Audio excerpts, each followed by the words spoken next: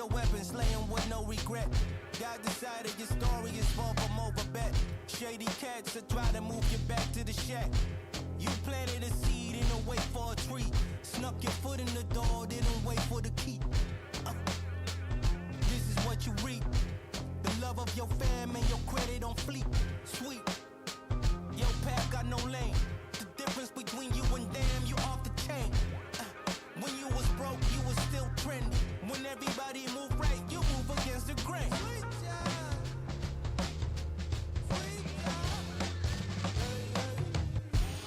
This how you start a revolt with no revolvers. Don't act like a pigeon when dealing with a vulture. Don't sweat your position, cause soon the top of dangle. You came from the bottom, up is your only angle. Right? Move in silence, make sure the doors ain't squeaking. Get the chink out of your aura before they spot you. X out people who failed you and said I gotcha. Finish off the drama like the ending of an opera. Keep you cool, don't follow the master, stay popular. Molecular structure is key, so take heed of the E. Revolutionary revolution. Remunerate the costs or hail the retribution for my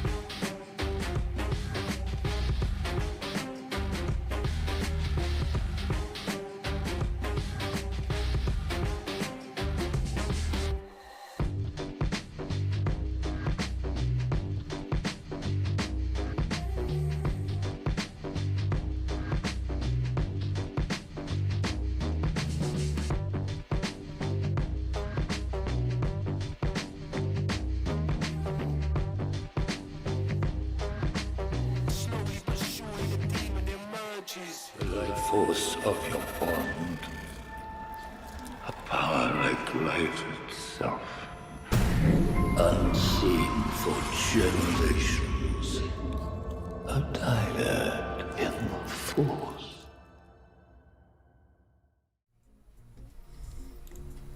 Hello, everyone. Welcome once again to another episode of DYAD in the Force 255.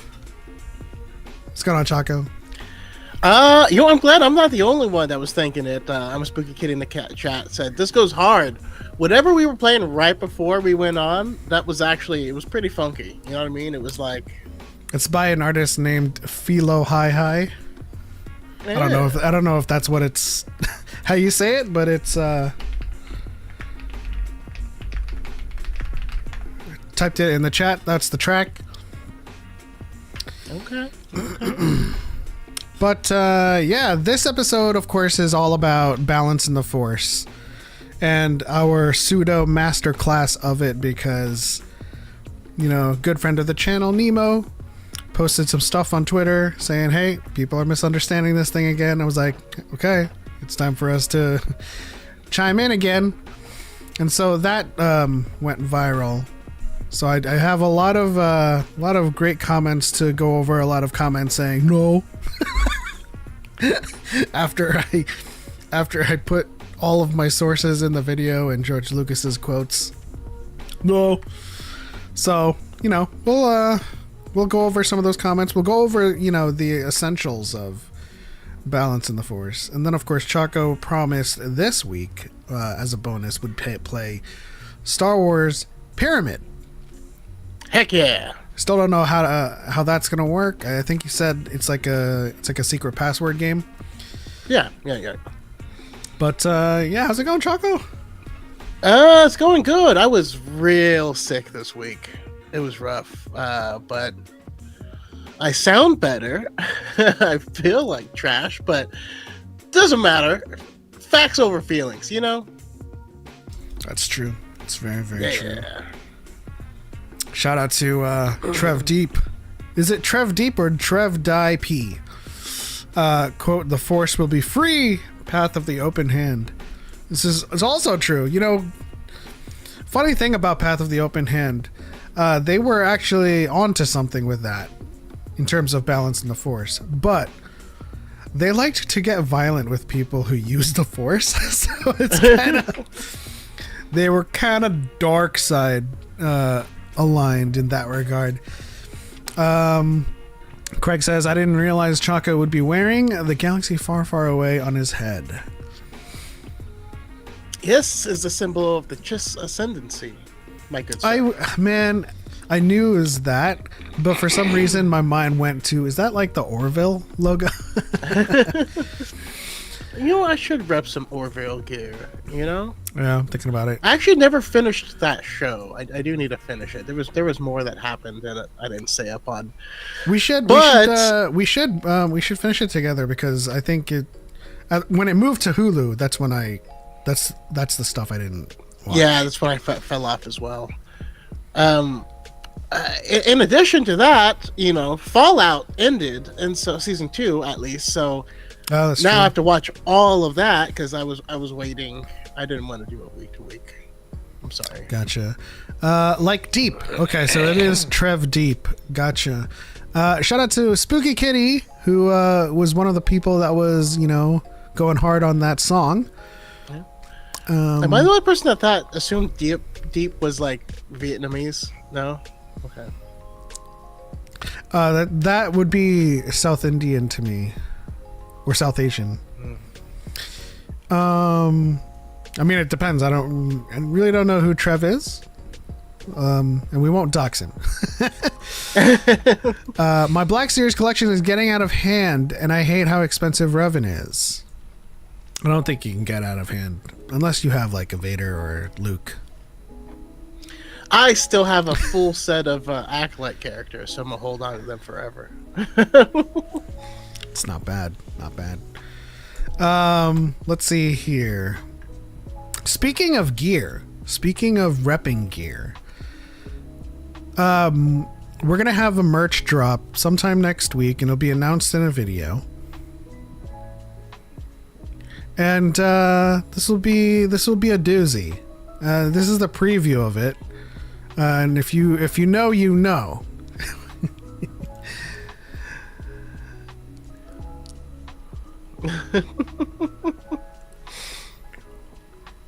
So yeah, that design is going to be dropped soon, maybe next week, and I'll be wearing it all over the place because I like my whiskey. I'm a whiskey guy. You're a whiskey guy, right, Choco? Oh yeah, love me some whiskey. What's your favorite whiskey? Lately I've been going on. I've been drinking a lot of Angel's Envy. I've never heard of that. You know what? That's because How about yourself? See, my whiskey orbit is literally a galaxy far, far away, like in and of itself. Like you have your Glenfiddich, your Glenlivet, your Lagavulins, your Macallans, your Maker's Mark, and then of course there is the Japanese one. I also have. No, I finally got rid of it. It's Toki, which is one of the Japanese whiskeys that I like. But yeah, like I don't really venture too far outside of that orbit, really. Do you I mean, are you putting like whiskey and scotch and like bourbon and all in one category? I kind of exclude bourbon. So whiskey and scotch are like is what I bucket together, and then bourbon's a separate one. Okay. When it comes to scotch, I'm a big fan of Ardbeg. Ardbeg is my go-to. It reminds me of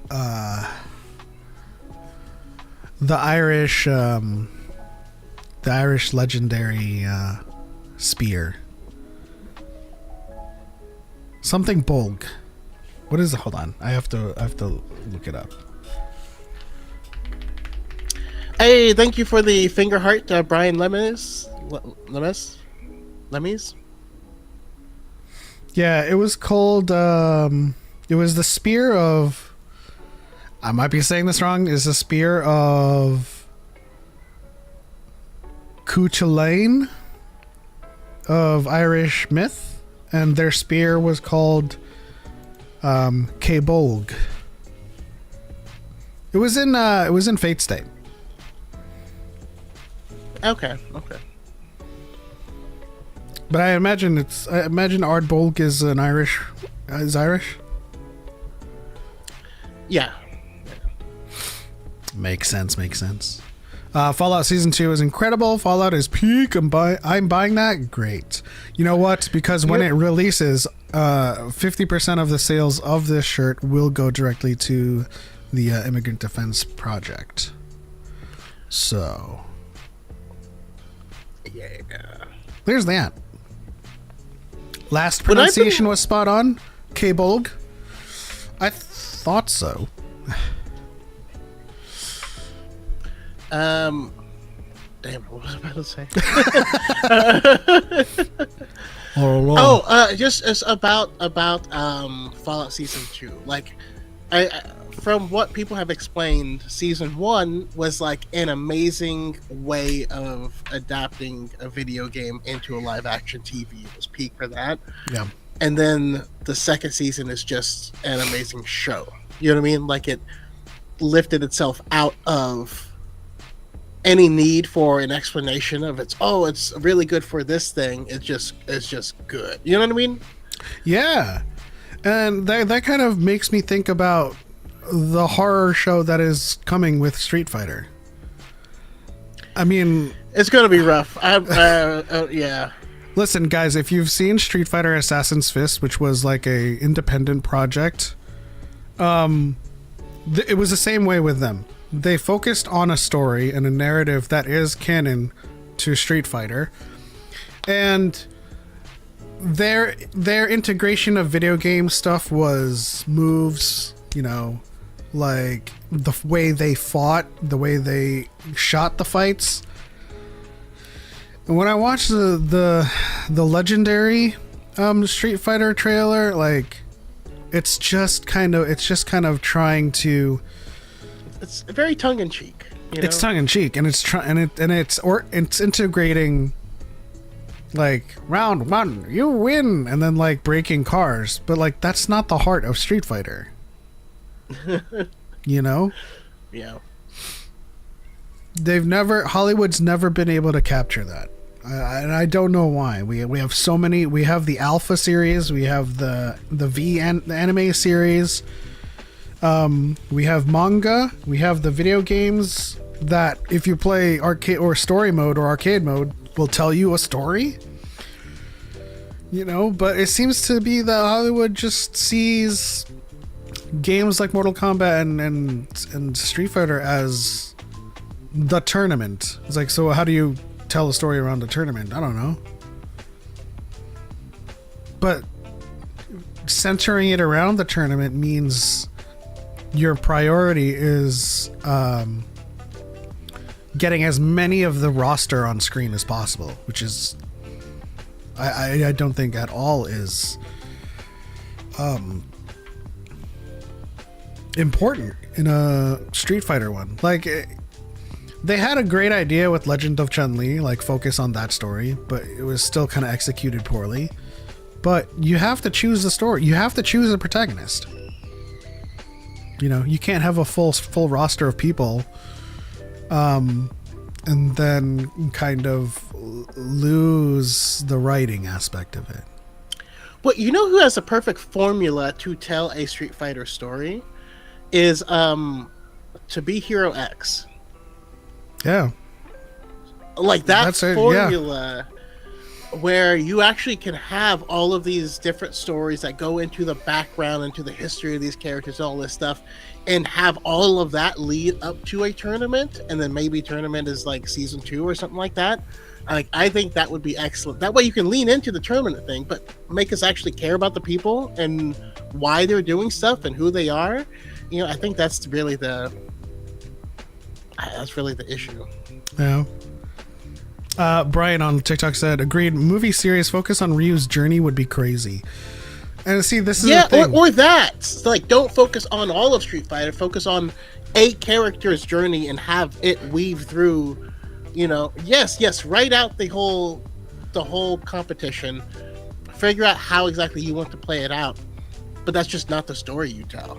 Give us just this one person's story as it weaves throughout of this narrative. You know what I mean? Like, I want to see him give, you know, Sagat the scar and all that stuff. DYAD moment. So, Assassin's Fist tells the story of them training and their youth and growing up, and it shows that, you know, despite how diligent Ryu trains, Ken beats him both times, and that is canon.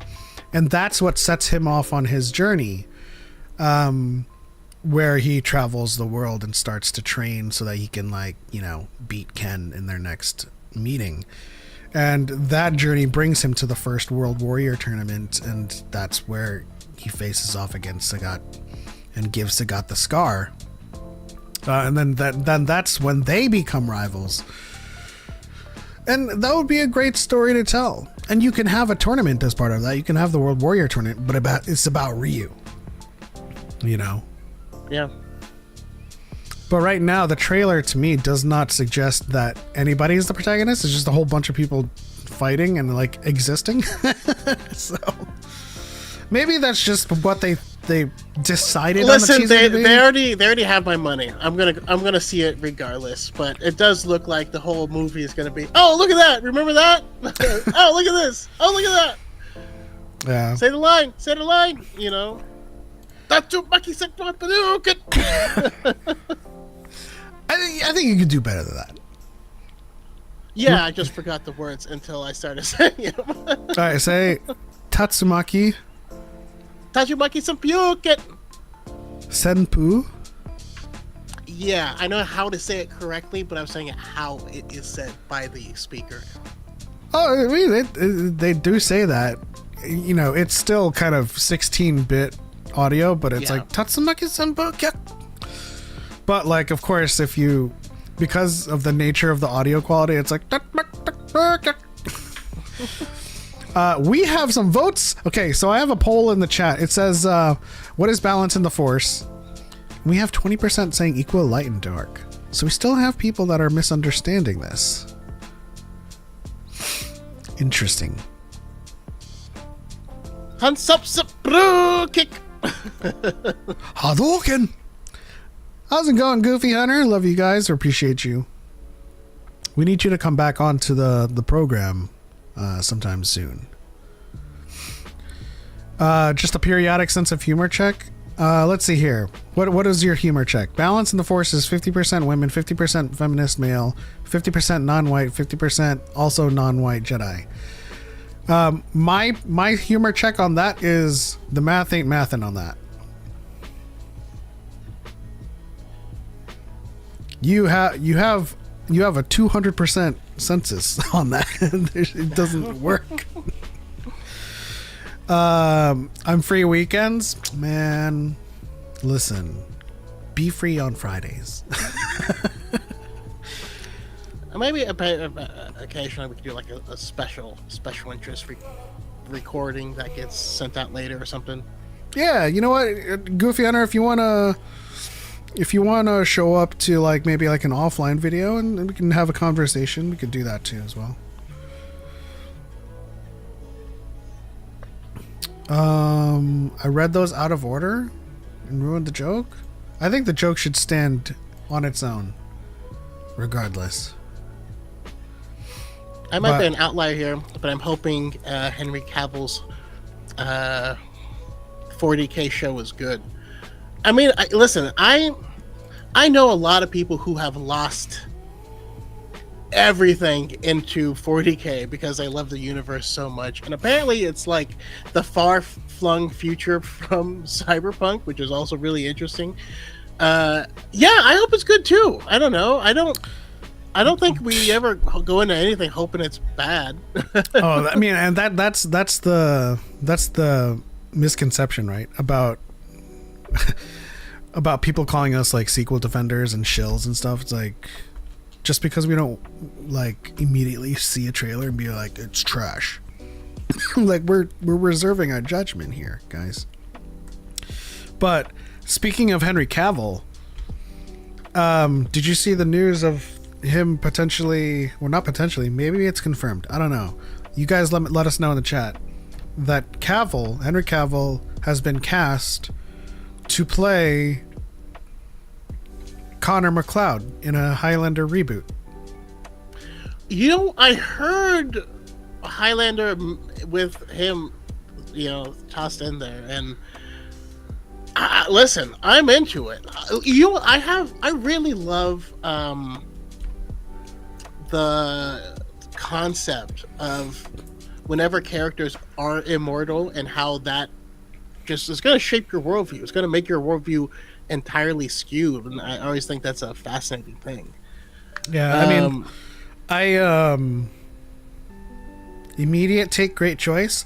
So, I mean, I'm using Henry Cavill's like voice work with Geralt to kind of see how he takes Connor McLeod, because Connor McLeod's Scottish, right? So, does he have a Scottish accent? But that's the other question. Like, so Connor McLeod is Scottish, yes. However, would he still have a Scottish accent? Like, he's had a lot of time to perfect any other accent, depending on when it happens. You know what I mean? I know, but half of the show is in Scotland when he gets his power, when it first finds out, when he meets Ramirez. Well, so, but again, are we talking a full-on reboot of it, or is it it's a reboot. Another story that's he is Conor McGregor. It's like a retelling. I don't know. Who knows? They might not go back to Scotland, but like I feel like that's a huge part of the story overall. Craig McQuinn says, Choco, are you really saying that we didn't hope Tron Ares would be bad once we knew that human scumbag Jared Leto was cast in the lead role? I mean, I assumed it was going to be bad because I thought it looked bad, but I didn't hope it was bad. And like, yes, yeah, I'm not a fan of Jared Leto per se. He creeps me out just as a person, you know. But I also like there's a lot of people in that movie. You know what I mean? You know what's his name? Ezra Miller is a garbage human. I still hoped that The Flash would be good. It wasn't. You know, there was a decent World's Finest movie in the background of a train wreck, but you know, it is what it is. I also feel like I've pretty much lost a lot of like faith in Jared Leto as an actor. Because he was great in Dallas Buyers Club, and then like ever since Joker, Morbius, I'm just like, he's a method actor, but I feel like he's phoning it in now. I don't know. That's my opinion. Yeah. I read him as someone whose ego has gotten bigger than the earth. and so they, yeah. Says, if Sean Connery can play an Egyptian-born named Ramirez with a Scottish accent, then honestly... Oh, are you guys talking about the recent Christopher Nolan Odyssey with no Greek cast? I know you guys aren't talking about that, but you know that's also in the news. The movie The Odyssey by Christopher Nolan, the Chuds are having a field day with the casting of Lupita Nyong'o. Her role hasn't been confirmed, but they're throwing around the rumor that she might be Helen, and you know they're taking issue with that.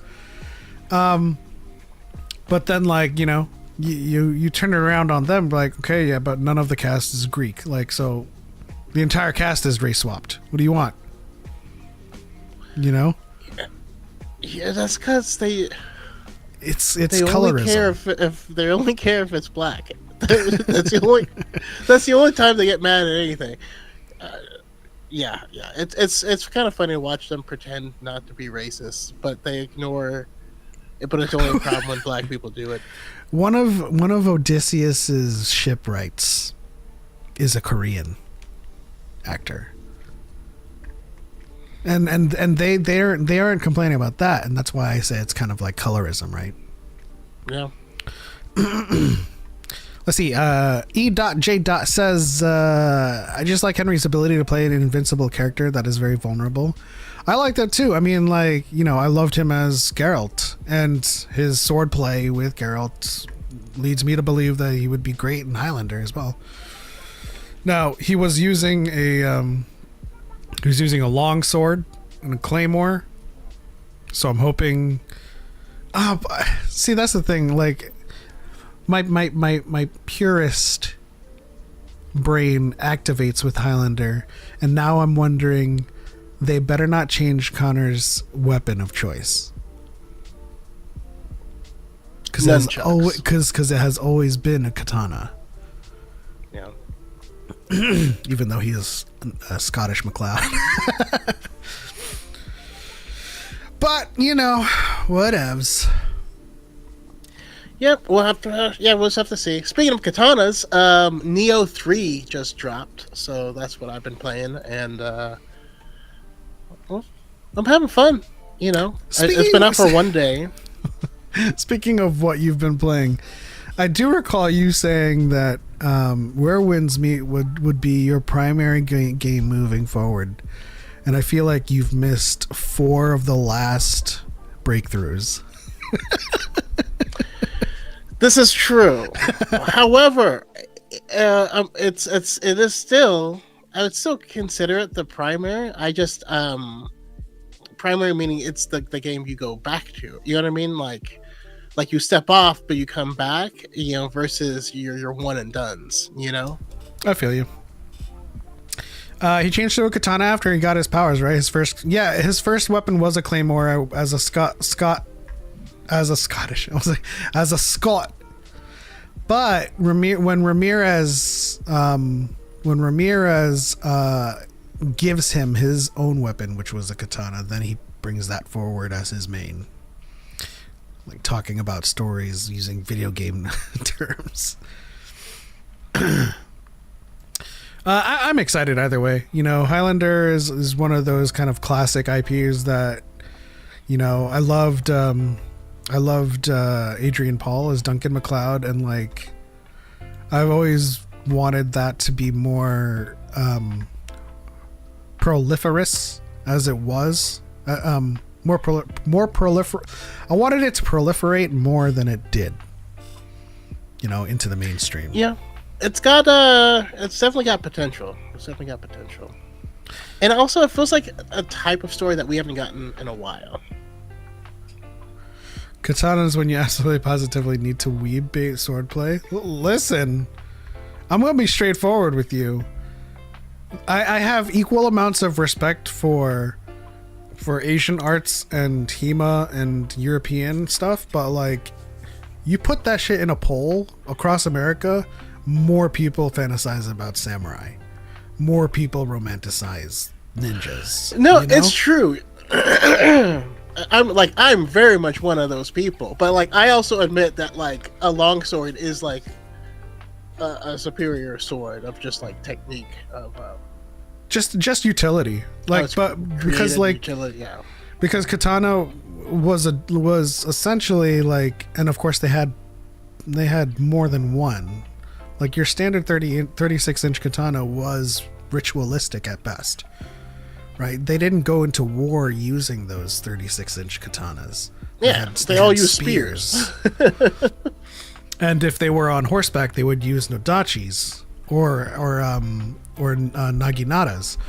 So, It is romanticized, but I also equally romanticize and fantasize about being like a knight of the round table too, you know?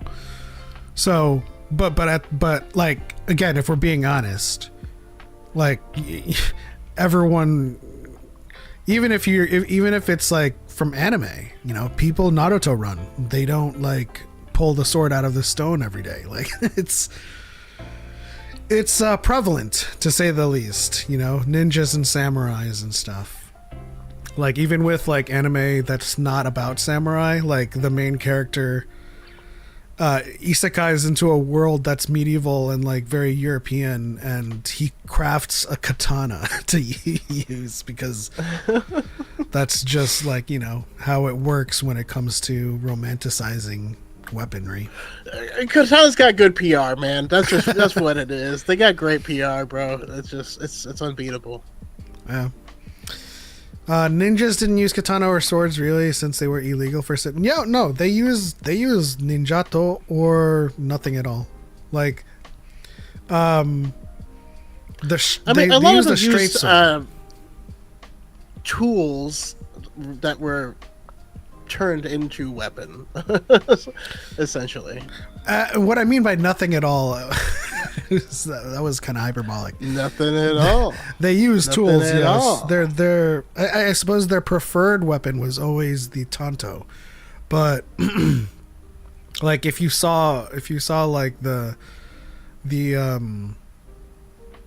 romanticized ninja, like you see romanticized Vikings with their horns, they would have the straight sword, the straight edge on their back.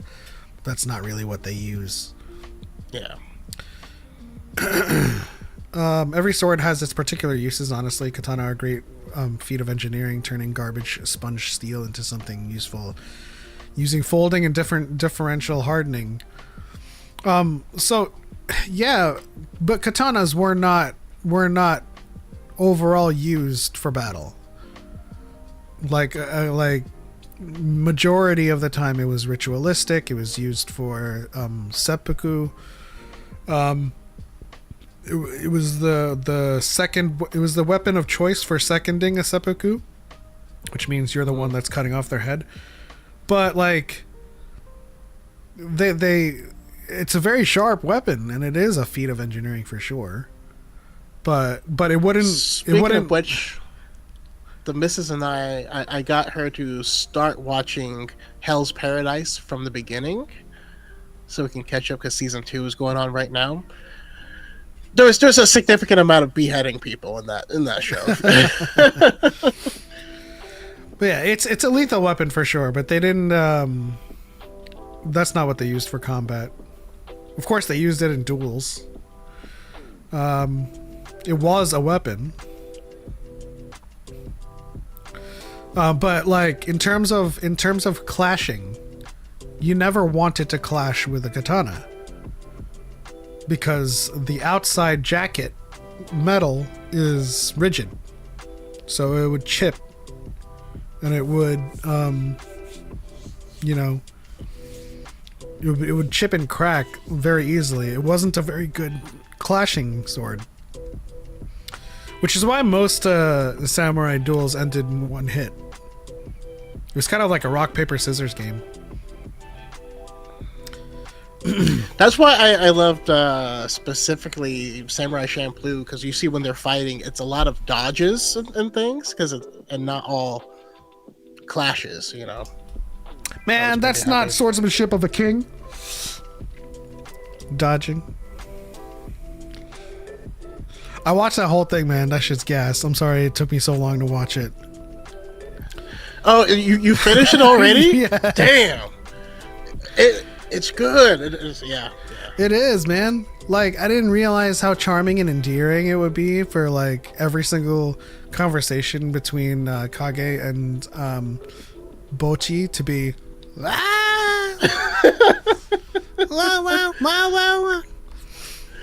You have a protagonist who literally can't talk and doesn't talk ever, and he's an amazing character. Like I just love feats of writing such as that. You know what I mean? Yeah. So yeah, I mean, I definitely second Choco's recommendation for anybody that watches anime. Ranking of Kings is pretty fantastic. That's a Sanmai style katana, and the outer jacket was soft. The inner edge steel is rigid. The inner and edge steel. Hey, X-Core, are you gonna do a I mean, I want to watch you make a katana, bro. Film it, you know. Also, Trav, welcome to DYAD Squadron. Make sure you pick your ship. X-Core, I think you have it reversed. Because there's, well, you said the edge steel.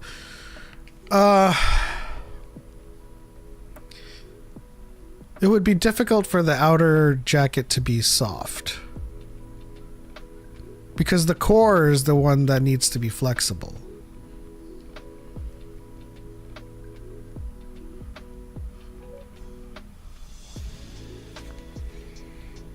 I might have to look it up again, but I'm pretty sure that's what it is.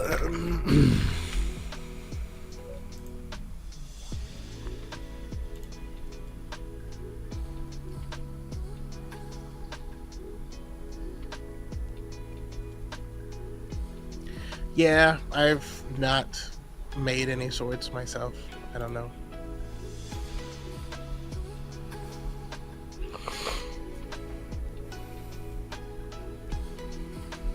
But no, the I'm getting the term wrong. The inside, your base, the jigane, I think, is a softer, flexible steel. So Sanmai is 3 layers, but it's a hard, rigid edge around 2 more layers of softer and more flexible and pliable steel.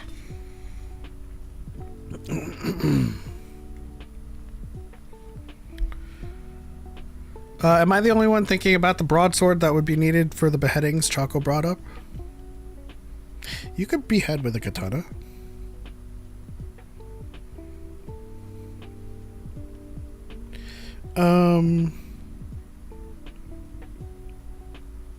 Yeah, so if you're not watching Hell's Paradise just yet, our main character Gabimaru is like a shinobi who is like, he was called Gabimaru the Hollow, but he fell in love and he misses his wife and he's trying to get back to her, so he must survive.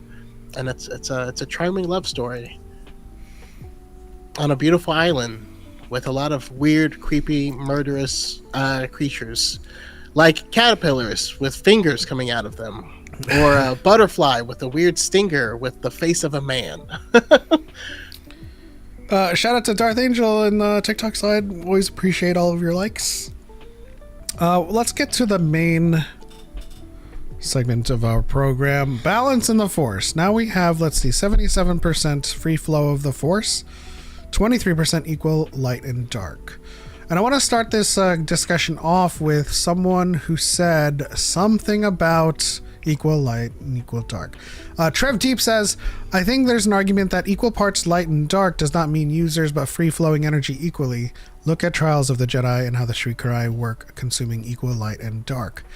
So here's why Balance in the Force isn't equal light and equal dark. Because it's not always going to be equal. The Force can be in balance with, you know, the eradication of any dark side external pressures. That's what George Lucas said. It's balance in the Force is the eradication of the Sith. But in terms of like the Force itself, especially when you hear Luke say powerful light, powerful dark, that doesn't mean they're equal. It just means that the natural order of both of those aspects are working in harmony. What the interesting thing though is I don't know where anyone gets the concept of balance being two things equal. You know what I mean? Like fundamentally, you know what I mean? Like if your diet is balanced, it's not equal good food and equal bad food. You know what I mean? It's not. It's like I don't quite understand that as a concept. You know. I think I don't know, but I also don't remember how people got the notion that equal Jedi and equal Sith was the answer. That's like literally never happened in Star Wars. Yeah. But I feel like... I mean, obviously, if like the closest it would have ever been to that would be like the original trilogy, but you still had Obi-Wan and Yoda and Luke and like and any remnants of the Jedi just running around still. Yeah. Well, I mean, okay, so for starters, Choco, what is balance in the Force? Yeah, you can think of the Force as in... I mean, the first question is, what is the Force? Right? It's the energy field of life. And so balance in the Force is that natural life cycle, right? It's like a garden. It's like an ecosystem that is in balance. You know, yes, it'll have it's winter and it's summer and it's spring and it's fall, and yeah, there's going to be times of really hot or really cold, but these things are in balance, right? It's not unless there's outside actors that do things that destabilize the ecosystem that it falls out of balance. And the danger of it falling out of balance means it can no longer sustain itself. It'll end up in destruction if someone doesn't step in to stop whatever is ruining the balance. Yeah, and this is where it all flies in the face of equal light and equal dark. So what did Choco just say? What is the Force? The Force is an energy field. It's created by all living things. Right? The Force itself is life. And the natural order of the darkness within the Force is to control that cycle back to life.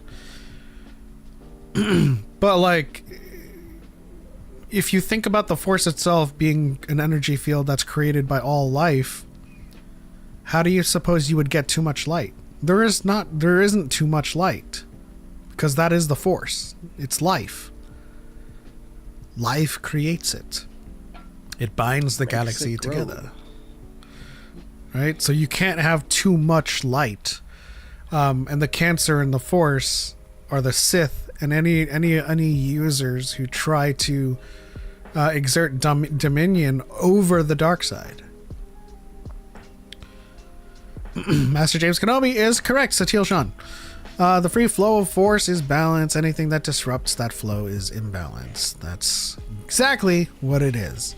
And so I got a lot of comments. I did recently respond to a comment that was trying to argue that the Jedi were imbalanced by cloistering themselves in their temple with the knowledge they had and not doing anything with that knowledge. And my response was essentially, what you're describing is apathy. And that has nothing to do with changing the course of the river or affecting change in the natural order of the Force. So also, it'd be super wrong to say that they didn't do anything.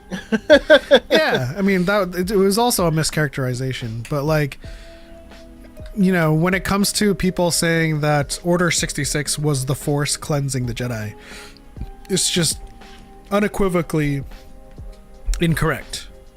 The Jedi fell because of their hubris, and their hubris was arrogance and complacency in the face of a rising darkness. So they were blinded to the rising of Sidious. That is why they fell. There was no Force balancing out the Jedi. and they hadn't fallen to the dark side, although a lot of the scenarios in the Clone Wars resulted in some of the Jedi, succumbing to fear. But essentially, their hubris was complacency in the face of the rising darkness of the Sith. Now, I try to contextualize this because if the Sith had not been there, then there's no external pressure for there to make their hubris fatal. They could very well maintain hubris, maintain arrogance, and maintain complacency, and the Sith is nowhere to be found. The analogy I use in my video is I can sit here and do nothing. That doesn't mean my house is going to get robbed. But if there is a robber robbing my house and I sit here and do nothing, of course my house is going to get robbed. So you remove the Sith from the equation, and the Jedi are just being complacent. That doesn't mean they're being imbalanced or bringing about imbalance. So does that mean that they all have to die? No. The Sith had spent the millennia since the first Jedi-Sith war learning from their mistakes and adapting while the Jedi prepared to refight the last war. That is true. That's what their complacency was. They failed to adapt. Yoda had lost his war against the dark side before he had been born because war had become the dark's own weapon. That's another interesting... It's very poetic. I can't parse it to to a true false statement. Shout out to Noble Skywalker. It sounds good though. Appreciate you liking the stream. Yeah, it's definitely difficult to parse that because see, the thing is, when the Jedi do fight a war, it is in response to the rising of a cancer, right? Which is why the Jedi, at least in the Legends continuity, was against fighting a war against Mandalore the Ultimate. But yeah, their wars were never waged in the name of the Force. It was waged to fight against the Sith. And that's what makes their hubris fatal in the Order 66, because the Sith were rising and they let it rise. I've read this before, but I'm going to read a passage out of the Big Red Book. Make sure not to block your microphone.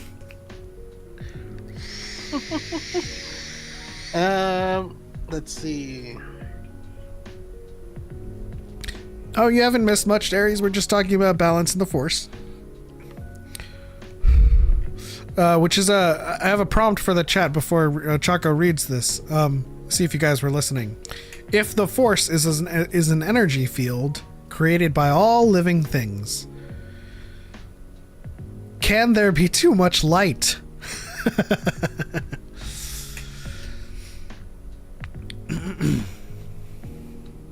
You could read yours while people mull that over. All right. So, then the Republic came to power, and the Jedi brought peace to the galaxy by being ambassadors and troubleshooters. So when the Senate decides to do something, or the Jedi Council discovers something that's amiss, the Jedi fix it. The Jedi don't like to fight or kill people. They're monk warriors. They're monks first, and they try to convince people to get along. And if you don't comply, your hand comes off. They use their power to keep the governments of all the planets in line so that they don't do terrible things. That's when Paul Duncan asked, and they have the moral authority for that? And George Lucas says, yeah, they're the most moral of anyone in the galaxy. They're monks. The Sith practice the dark side and are way out of balance. The Jedi aren't as much out of balance because they're the light side of the Force. They still have the bad side of the Force in them, but they keep it in check. It's always there, so it can always erupt if you let your guard down. Yeah, and so that was another key point in my video. So when a Jedi falls to the dark side, it ceases being a Jedi thing and it becomes a person thing, right? The person fell. It is not by virtue of being a Jedi, because the tenets of the Jedi is to serve life and light. But if the person takes the selfish route, they did not do that by virtue of being a Jedi. They made that choice as a person. And but the imbalance is the dark. According to what George Lucas said there, can there be too much light?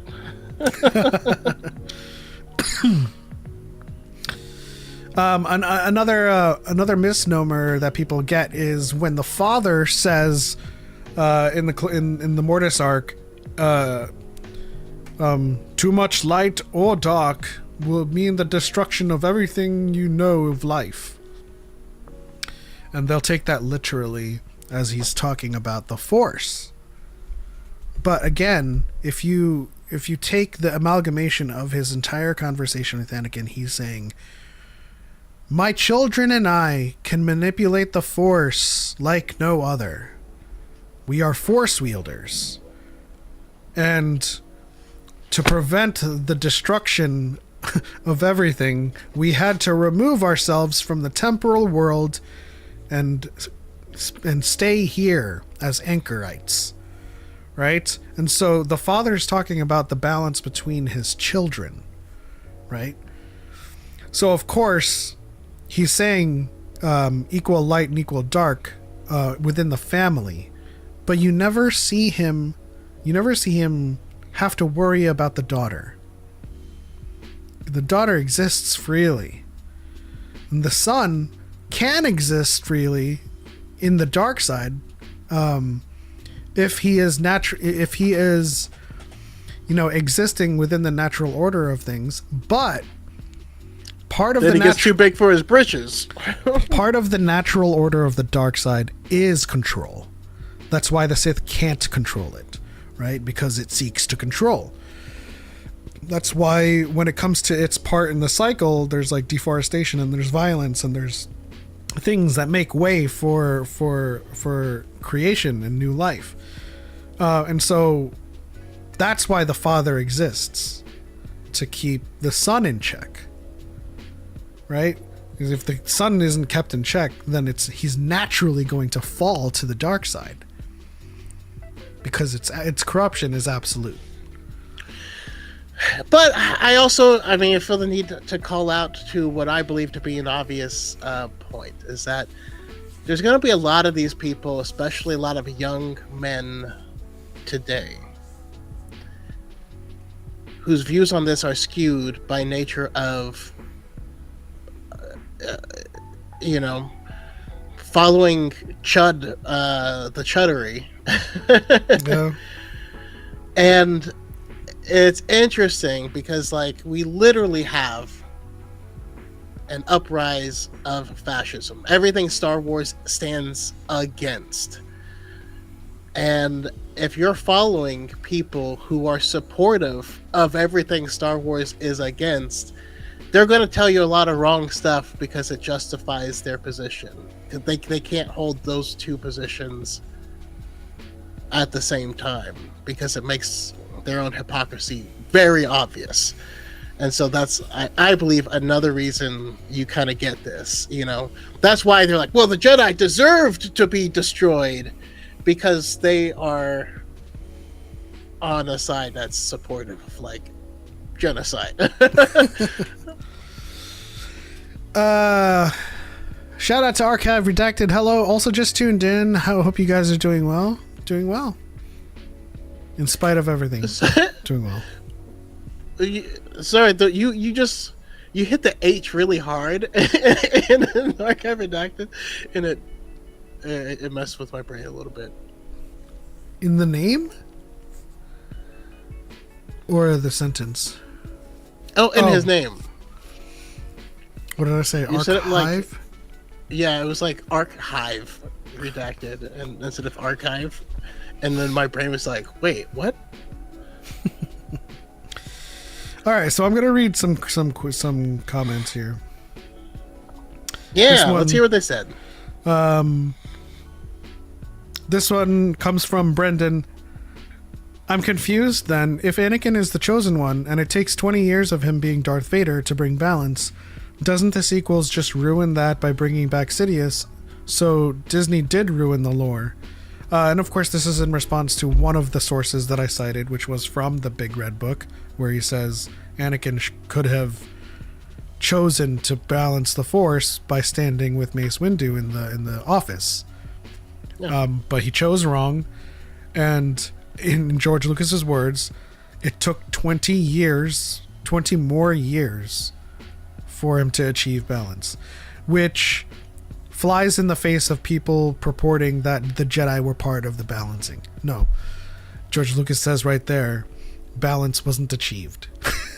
It took 20 years to do it. And also, I think it took 20 years as a phrase is what's confusing this person.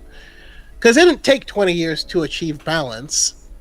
20 years elapsed, and then Anakin did the thing that he was supposed to do in the first place.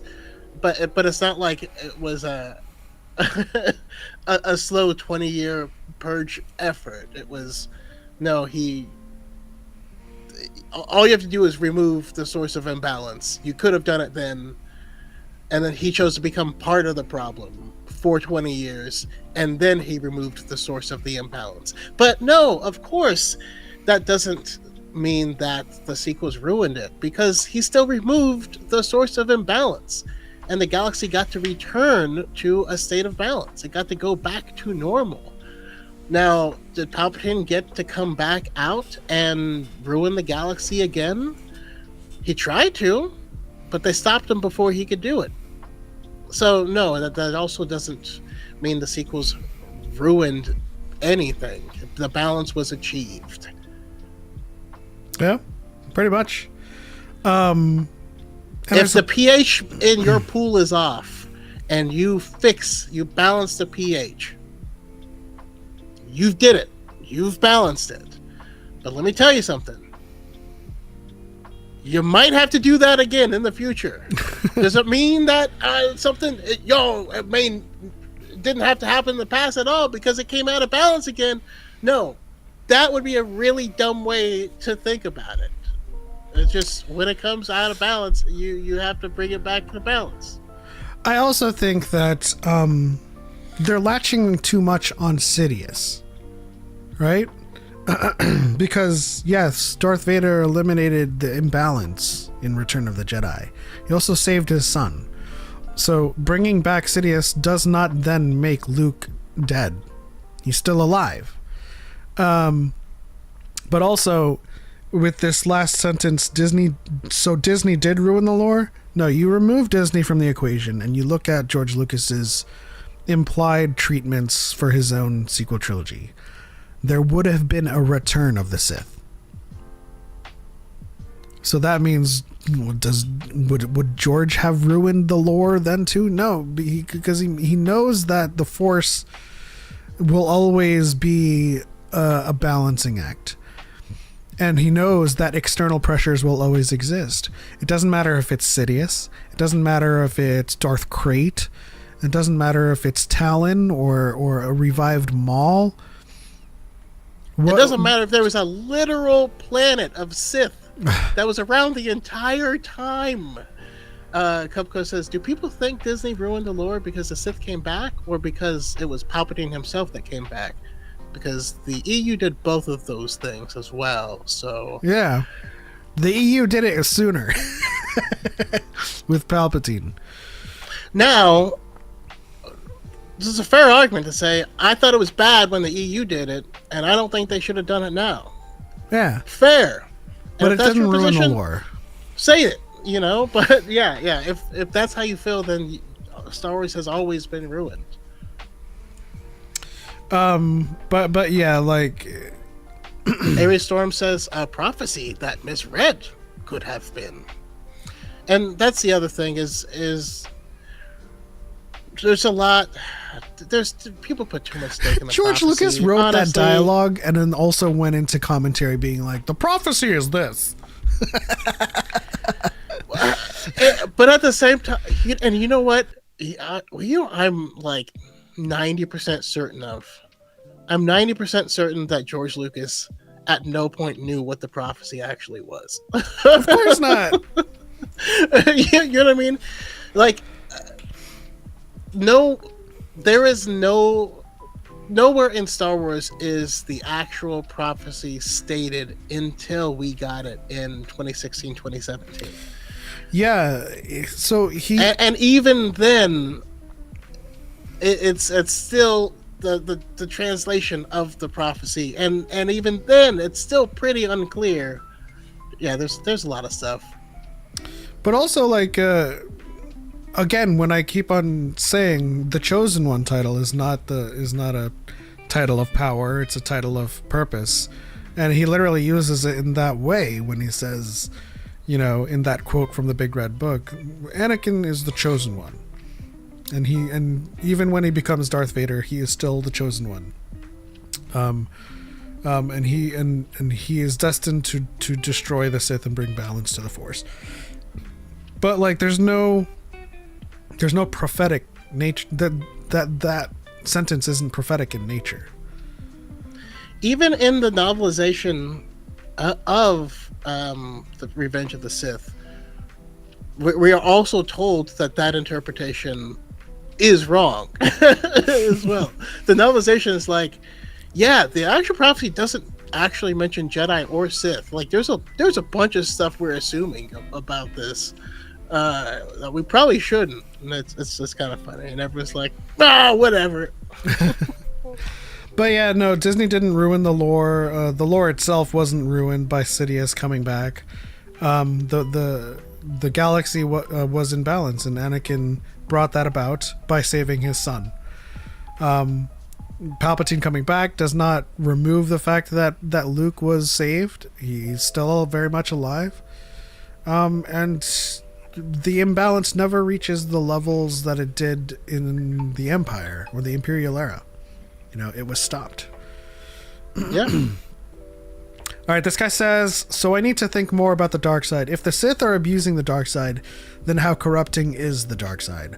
Are dark side users inevitably evil, or is that just weakness of the user? Could they be an anti-hero, do bad to bring about good, or act as a Grim Reaper figure? Which is an interesting idea that a lot of people would like to play with. It's just something that's not quite compatible with Star Wars fundamentally, and the reason for that is that trying to distill it into good and bad is an incomplete framework. So George Lucas talks about it as being selfless versus selfish, right? So if you were trying to, reframe a Darksider as an anti-hero, well, the anti-hero is someone that is still doing selfless things, right? So it still wouldn't fit within the framework. The Sith are only looking to benefit themselves at the expense of the galaxy. And it's also kind of an inward feedback loop that amplifies itself over time. And so,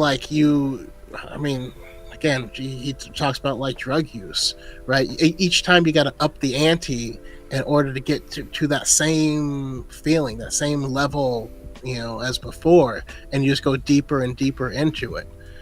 That's that's the corrupting nature of it, right? Yeah, I mean, it's like trying to do meth for good. That's not a thing. And so to answer the second part of this question, Darkside users are inevitably evil. And with the last part, do bad to bring about good or act as a Grim Reaper figure. So no, I mean, Anakin is the prime example of this. He wanted to save Padme. There's nothing wrong with that goal. But it turns selfish when he can't let go of her. I need her! Right? So, yeah, the cause is to save his wife. And there's nothing evil about that. That's a good intention.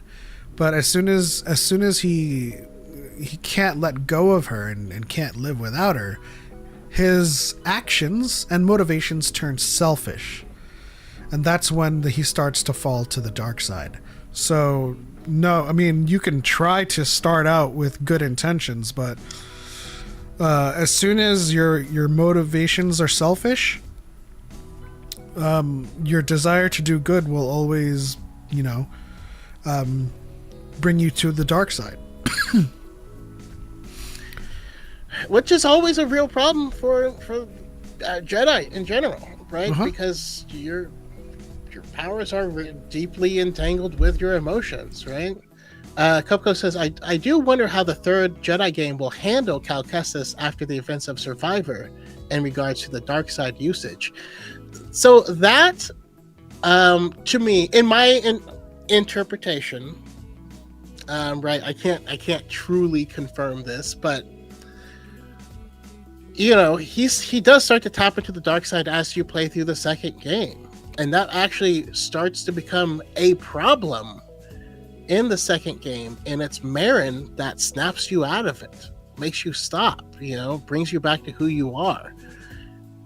Now, you can still access that mode as a game mechanic, but I believe that to be, like, that's not what the story actually is. The story would be that he's no longer tapping into it after she brings him out of it. So in my opinion, I have a feeling that they just aren't even going to address it because it's already been addressed. And that his, dark side or selfish nature towards the end of that game is mirrored in the actions of Bode, because using that same exact catalyst, he starts to head down the same path that Bode did of good intentions leading to terrible outcomes, which is, by the way, a great point that the game makes. An eye for an eye makes the whole world blind, so to speak. Yeah. We have to remember that, just like what Choco said with the earlier quote from the Big Red Book, the darkness is always with them, right? It's not, it's something that always, this is what makes a Jedi, being a Jedi, a difficult task, because you're always striving towards the light, but the dark is always creeping in because you have your emotions.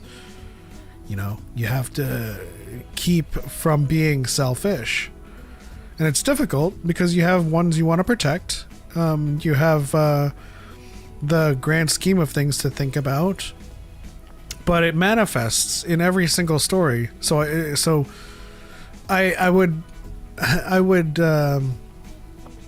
refrain from thinking about it as something that is intrinsic to Cal, right? Because we see it so many times.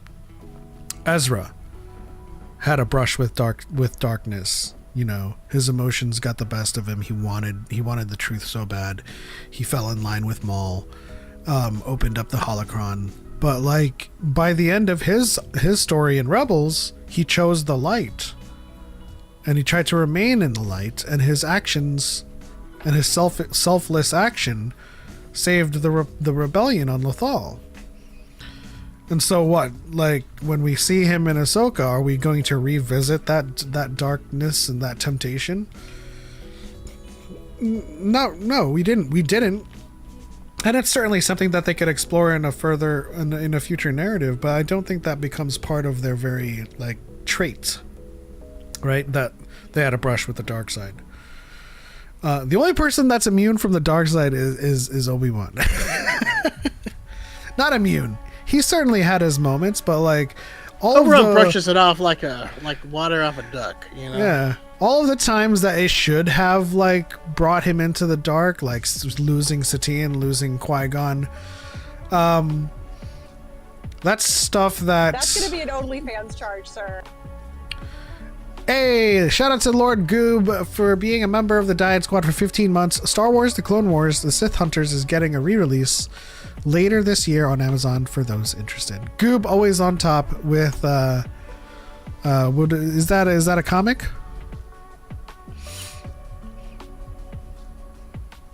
But Yeah, it's not something that Obi-Wan deals with a lot. I think he's like, this is why I call Obi-Wan like one of the strongest Jedi, even though he's not the most powerful, because he's always handled his emotions rather well, you know. And he's very pragmatic in that nature. That's why when he's confronted with his feelings for Satine, he's like, I would have left if you really wanted to get things done. You know what I mean? And then when she died, he grieved for that moment and then let her go. And then Luke, he has a brush with the dark side too when he's fighting Darth Vader. It's not intrinsically a part of him, but what is intrinsically a part of him is that impulsive nature to protect his loved ones. So yeah, like, I forget what was the impetus of this discussion. Yeah, I mean, and this also goes hand in hand with one of my favorite topics, which is, the concept of how the Jedi believe in non-attachment. Yeah. Which is just another thing that gets horribly, misthought of, because people think non-attachment means you can have no emotional attachments to anyone, and you're like, no, non-attachment is a belief. It is a very specific belief of not holding on to things, and it's not a negative belief or a belief system. It's something a lot of people do, and a lot of people believe. It's them being a monk, and that's why they're able to let things go and not be so tied to any specific outcome that you become unable to live with anything else, and you either get paralyzed with fear or whatever because you can't handle it. So, I mean, essentially, non-attachment means the ability to let go, because by virtue of training with the Jedi, by virtue of growing up within the creche and within the halls of the Jedi Order and the temple, you have inexorably created an attachment. You're attached to your creche master, you're attached to your master, you're attached to the temple. That's your home. You might even say that the people in your clan and those you grew up with are your family, because you were brought in at a very young age that you didn't have pre-established attachment to the parents that gave you up. And so, yes, they are infallibly attached to a lot of things. But what the Jedi teaches, at the moment where it matters most, you have to let go of it, right? And this is why I point to Ahsoka leaving, because she has so many attachments. She's attached to Anakin as her master. She's attached to Plo Koon as her seeker. She's attached to the Jedi Temple, and the Jedi Order, but she has to let it go because she wants to, figure things out for herself. So she lets go of all those attachments and leaves. And that's a very Jedi thing to do. Yeah, I like how it's put, like, it's not indifference. It's not about not caring or becoming indifferent. Rather, it's about loving and engaging with life without fear-based need to possess or control. So when you look throughout all of Star Wars and understand, for one thing, if you're trying to listen to the will of the Force, that's kind of important, that you're not putting your own stuff in there, so you can actually listen to the will of the Force. But if you look at, Qui-Gon tells Obi-Wan's like, wait, aren't we supposed to, look into the future? And Qui-Gon's like, but not at the expense of the moment, right? Because if you're focusing on the future, then that's something that you would have to be able to let go of. Otherwise, you can become so attached to an outcome that you end up creating the issue that that falls into it, right? It's about observing your thoughts and emotions with neutrality, neither repressing nor acting immediately on them. That's such a highbrow version of always looking to the horizon. Never here. The need in front of your nose. Yeah. And so one of the funny things that people get confused a lot is they're like, oh, attachment is what saved Luke in the end.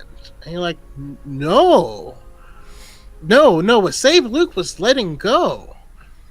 Right? Because Luke was going to lose himself to the dark side over fear of losing his sister. Vader threatened his sister, and he lost control of himself. And he let go of that anger, and that hatred, and that fear. And he came back into control of himself. He came back to himself. And in an act of that same neutrality that I just mentioned, threw down his lightsaber and said, I'm a Jedi like my father before. It was the epitome of non-attachment that Luke performed that led to the saving of the galaxy.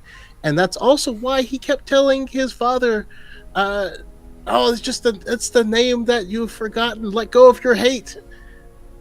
He knew if only Vader could let go of all of this stuff, all of this anger, all of this hatred, all of this self-loathing, and all the past stuff, if he could let go of all of that stuff, he could make a correct step forward. And what was... It doesn't absolve you of all the bad things you did, but you can still make the right step forward, you know? And what was the build up to that moment? All of those dialogue with Luke where he says, I must obey my master. And the catalyst that brings about Anakin's turn, of course, as we've discussed, is the love for his son and his son's love for him, telling him to let go of that hate.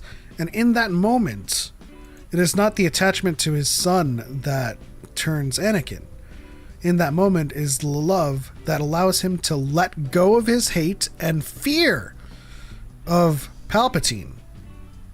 He grabs Palpatine, he's like, I'm scared no longer. And then he throws him over the, I can disobey my master. You might say they're encouraged to love. Exactly. I can't tell you how many people go, oh, Anakin was just saying that to rizz her up. And you're like, no, he was saying that because that's what they taught him. Anakin has zero rizz in the entire film. You think he's just pulled it out of nowhere in one scene? He's not that. He's not that clever. You think Mr. I don't like sand was freestyling off of his Jedi beliefs? Let's see here. Saria Sipona or Soraya Sipona. I think that's a Zelda reference. That's going to be an OnlyFans charge, sir. Says, I can't believe I get to catch you guys live. You guys made me really get into Star Wars, and I appreciate it so much. Merci Awesome. from the French.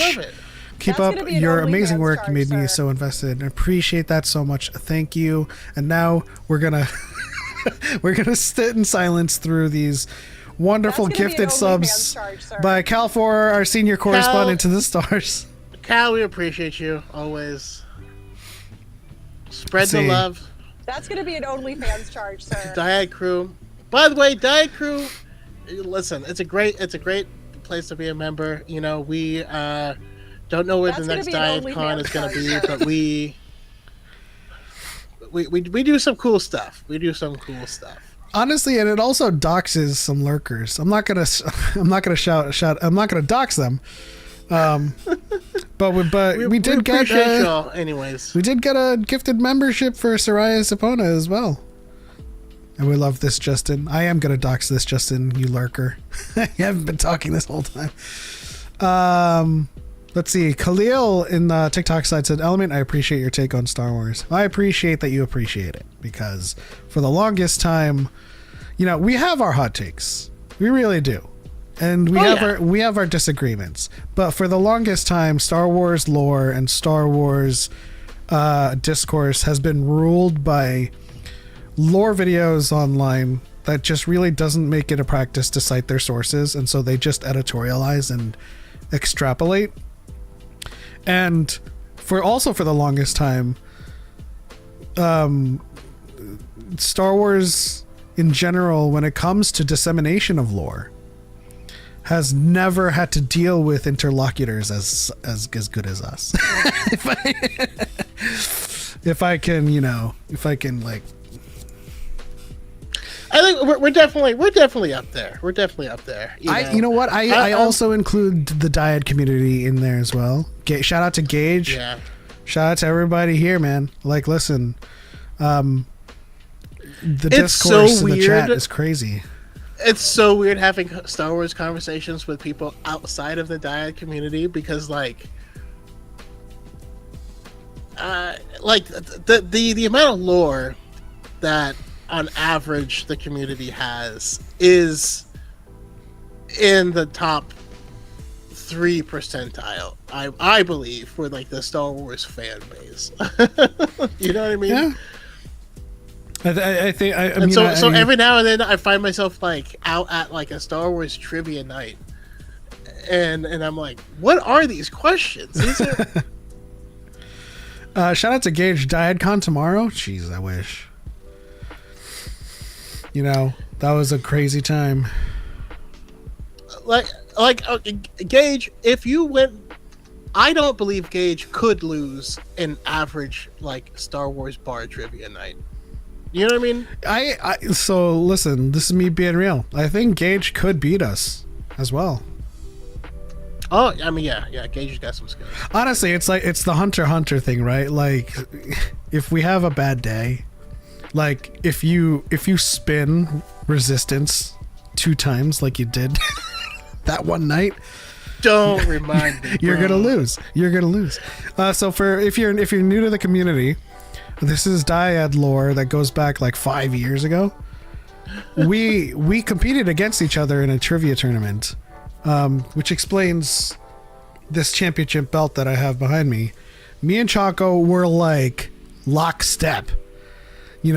There were several moments where he would go up 4 points, and then we would get to the round where it's like minus points if you get it wrong, and then I would get up, and then like it came down to a tie by the final round. Choco spins the wheel and gets Resistance twice. And he's like, no. Yeah.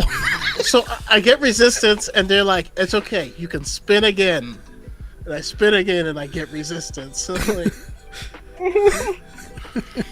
I've only seen it once so far. Man. Yeah. I often tell myself that if Choco didn't get Resistance, he very well could be the champion right now. Because the category I got was pretty good for me. But to be fair to myself, to give myself credit, I did get some of those Resistance questions correct, so I wasn't relying on him getting it wrong. I'll say that there's only a handful of people that make me actually study before competing. For a long time, it felt mean for me to practice. I also, Alex is no joke, bro. Alex Damon. Oh no, Alex and Andrew. And Andrew Dimolante. Yeah. They truly are the real deal. They're about the only people I would be like terrified to go up against in a trivia tournament. Speaking of which, I need to reach back into your camera so that you I need to reach back out to the galaxy of Star Wars questions. I can't remember the name of the channel, because they are doing doubles tournaments this year, and the DYAD is one of them. And I felt bad saying it, because as soon as they invited, I was like, oh, we're gonna win. And they're like, oh, those are big words. I'm like, no. Let's see here. Gage says, no, you guys are great. Like, listen, when I prepare the Jeopardy boards, I can be pretty ridiculous in the questions or the prompts that I put in there, and Gage, you do pretty well. You know, I think it's either you or Choco that's in first place in the league, which reminds me I have to set up the next board. Let's see. I interviewed for Galaxy's Edge once, and the trivia test's hardest question was that, what is the Wookiee homeworld? That's a trick question, because in the Revenge of the Sith DVD commentary, they call it Kashyyyk. They do, and it irks me. It hurts my soul. But yeah, it is Kashyyyk. But like, yeah, I'm like, what are you doing? I think it wasn't George Lucas that said it. It was one of the VFX guys. It's like, this is Kashyyyk. I'm like, what the hell are you just saying? No, he's even okay. My thing is, he says it in a way that feels like he doesn't know how to say it, and he's trying to say it in between several ways. So like, you can't nail him down on it. Archive Redacted says, "Oh, I finally watched Skeleton Crew. Absolutely adored it. It is adorable. Actually, I think that's the most apt description. Is it's just something that you adore." Shout out to KB. And I still think you're force sensitive. It's a headcanon. Soraya says, "Oh yes, I wanted to ask. I came across you guys on TikTok first, and I remember, Element, you said you were writing a book. I was wondering if it's available to read." I was reading a book. I was writing a book. It was called Echoes of the Past, and then so much material in canon came out that it effectively retconned or hurt the continuity of that book that I was writing. And because I had committed to be canon adherent, or I had committed to be in continuity, even though it wasn't going to be canon. I wrote my book based on continuity, and that continuity changed, and so that meant I would have to rewrite that book. But Choco and I are writing the prequel to The Acolyte, and I think it's turning out really well. It is turning out really well. I also do have my own IP that hopefully I'll be able to do some cool stuff with. I have a friend who's a writer, and we were having some discussions. Someone I work with, and I feel very inspired on that as well. But Cupco says they're only first because I only played once. That might be true. But I will say the match with Cupco's was the most frustrating match of anything I've ever had, like in my life. Every question I got, I just didn't know. I just flat out didn't know. But I knew the answers of every other question except the one I pick. and so every single one was like, no, it's that. Oh, it's that. Okay, your turn. But I also feel like, you know, you having only played once is your fault, not us. Yeah, we'd be honored if you would join us for some more. What canon material got in the way? Name and shame. Oh, Ahsoka. Ahsoka just took a big, hot, steamy dump on the book. And a little bit of Mando as well, but mostly Ahsoka. Yeah, Mando, actually, you know what? Mando actually reinforced a lot of the incontinuity that I was writing, because I was describing the vacuum of power that Jabba the Hutt left, and how everyone was trying to vie for that power. But Ahsoka, I had written chapters upon chapters of how Ezra found Ahsoka, and then the show came out and how Ahsoka found Ezra, and then the show came out, it was completely different. So yeah, just like Choco said, it took a huge dump on my canon, my AU canon. But let's see here. The trick question is when they ask you to spell it. That's easy, man. Kashyyyk. Everyone knows it's 3 Ys. I wouldn't say everyone knows. That's literally me with my brain. I can answer so many questions in class when I'm not actively asked to participate, but the second I'm asked personally to answer something, my brain shuts down. Yeah, that's true. Like this happened a lot when I was watching Schmoedowns, like back in the day.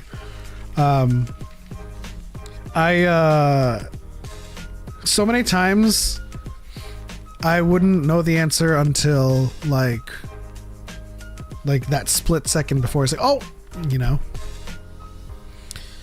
And it's interesting though, because that's actually how I have to do it, which is weird. Like I have to, even in school and stuff, when I would take tests, my biggest way of succeeding at tests were to always to empty my brain, to train my brain to know the answers backwards and forwards, so that I can pull it out of thin air without any active thought. And that's just how I've always had to teach myself to do stuff. I don't know how else to explain it, but it's like neurolinguistic programming for recall. And so like in school, before I would take a test, I would bring my guitar and I would just play guitar for like a half hour before the test, because if I tried to cram and study and like load the information in my mind, I wouldn't be able to think anymore. I have to have it empty so I can like pull stuff out.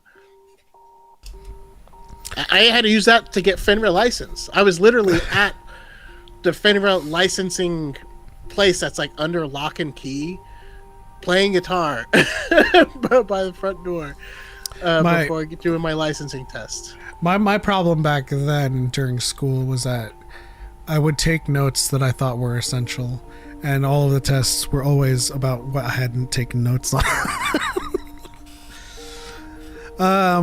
Let's see. Sarai says, that's literally me with my brain. I can answer so many questions in class. Oh, yeah. I already read that. So here's a fun little exercise for everyone in the chat. Before we get into our bonus segment and do Choco's little game. And this can either take really long or take really, really short. But try to stump us. Okay. Chat, give us your trivia questions. We might get stumped in the first question, to be honest. It depends on how mean they're actually going to be with their trivia questions. Cal says, I always ace tests based on basic logic of knowing what answers couldn't be and rule it down to the correct answer. That's how you get your Pictionaries. Mm-hmm. Some guy's like drawing a black line. He's like, whoa. But yeah, chat, try to stump us. This will be a good practice for like our team. How we do as a team. That was the other thing when I was doing my testing for like licensing and stuff like that. I would flip through the answers so quickly. I'd be like, don't know it, answer, don't know it, answer, and just like go all the way to the end and then go back to the beginning and then do that again and then again. And it ended up being so good because rather than being stuck on something I don't know, trying to force my brain so hard that I didn't finish it, and so now I missed 20 things because I didn't finish all of the questions. You filtered out through all of them, and then sometimes you read something later on that jogs your memory for an earlier question, and then your next pass through, you're like, oh yeah, it's that. Oh yeah, it's that. This sounds like a fun little exercise too. This is why I was going to get the Trump's Tops quiz trivia cards. There's like 500 cards of Star Wars trivia that we were going to play head to head as part of like a super chat goal. But I might as well get it, and we'll just have it for these moments and just to kind of practice. Let's see. On screen in the Skywalker saga, how many characters are referred to as Ben?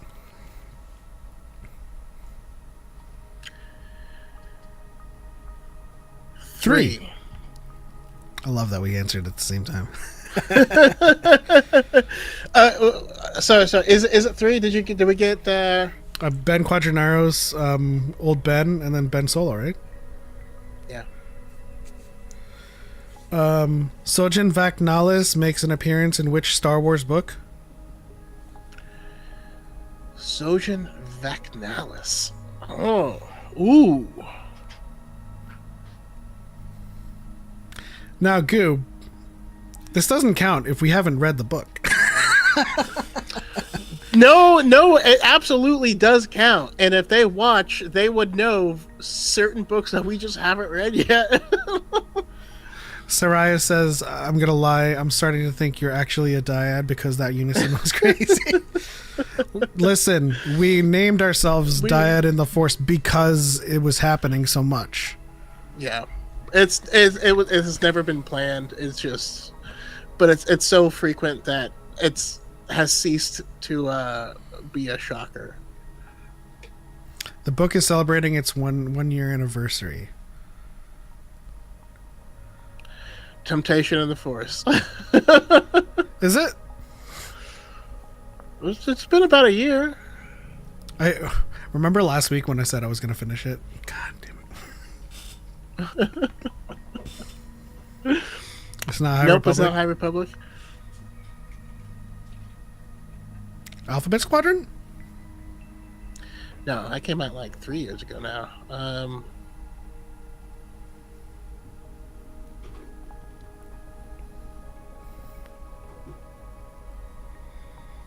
Wait. The hint is it's part of a trilogy. A better hint would be what era it is. Yeah, no, it's original trilogy era. It's one written by Alexander Freed.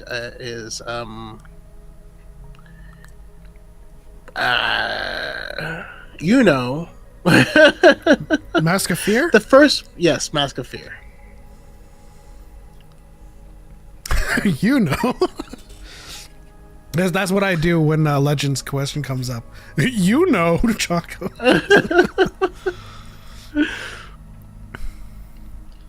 It sucks is I can't control what part of things I remember, so I could remember literally everything about the book except the name. I genuinely had to do a double take when you answered in unison. Yeah, that happens. Sometimes we do a double take, but we look away. So I'm like, did I answer that? Who are the chancellors before Finis Valorum? Like chronologically before, or because there's a number of chancellors before. There is in the Living Force. There was Valorum's predecessor. I forget his name. But then there is Lena So, and there is Keon Greylark and Mallow. The Aqualish. But in Living Force it was like it was a Valorum, right? Just a different name. It was another Valorum. Karam's Kaj. Was the run right before Valorum, I believe. Was it? Or maybe the Valorum that they were referring to was like a senator.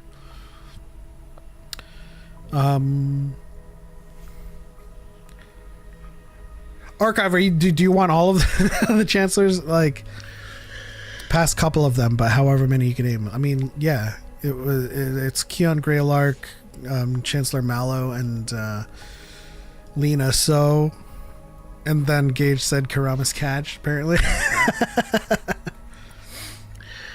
Who did Captain Phasma supplant to oversee the training of First Order stormtroopers? That would be, I believe you're referring to Brendel Hux. I was curious. I know midichlorians. I hope I spelled that right. But can you not train to use the Force? Yeah, you can. Yeah, yeah. You train. I mean, you're. So, we'll use a quote from Luke. I was about to say Lucas George. Luke Skywalker. He says, you know, he doesn't like to use midichlorians, but Luke says everyone has the ability to open up their door. Some people start out in life with their door wide open, but you can still train to open that door. It's not the exact verbiage, but it's essentially the idea that he was trying to get across, because the Force lives in all living things. Okay, Lord Goop, you're talking about Cardinal. Yes, and she did supplant Cardinal. I thought, and of course we were both talking about the same Phasma book by Delilah S. Dawson.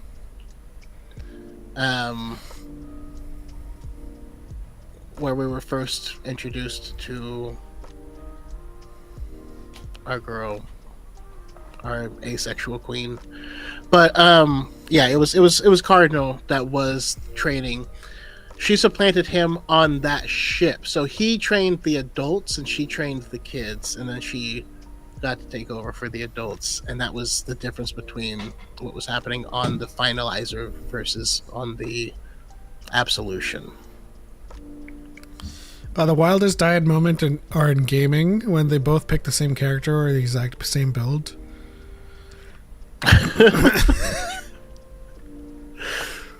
No, it's not the exact same.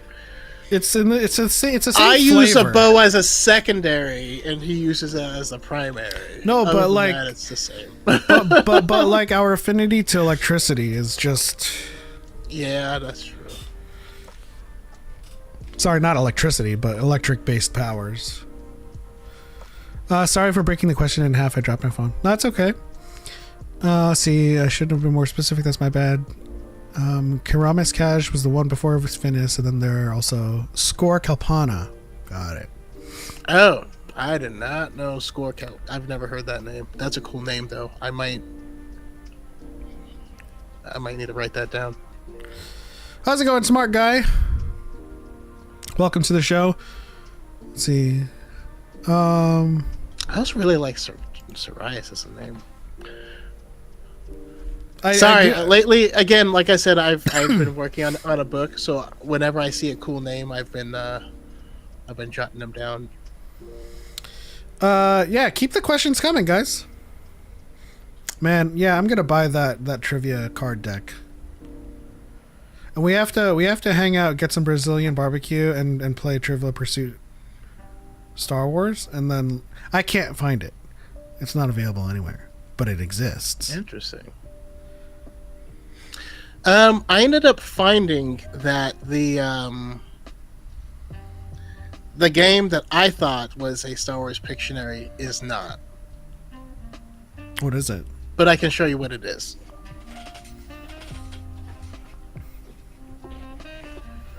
It's Pictopia. And what is the? I suppose what's Sorry, the loop? Pictopia. I said Pictopia, which I think sounds cooler. Sounds like an ocular disease. I'm sorry, you have Pictopia. Take this cream.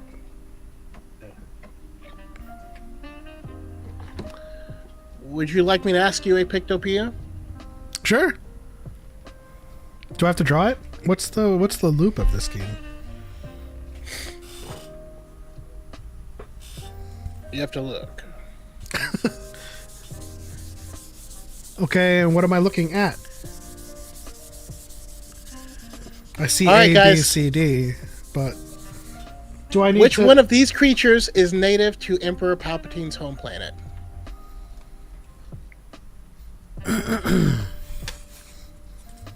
I think that would be a C, no?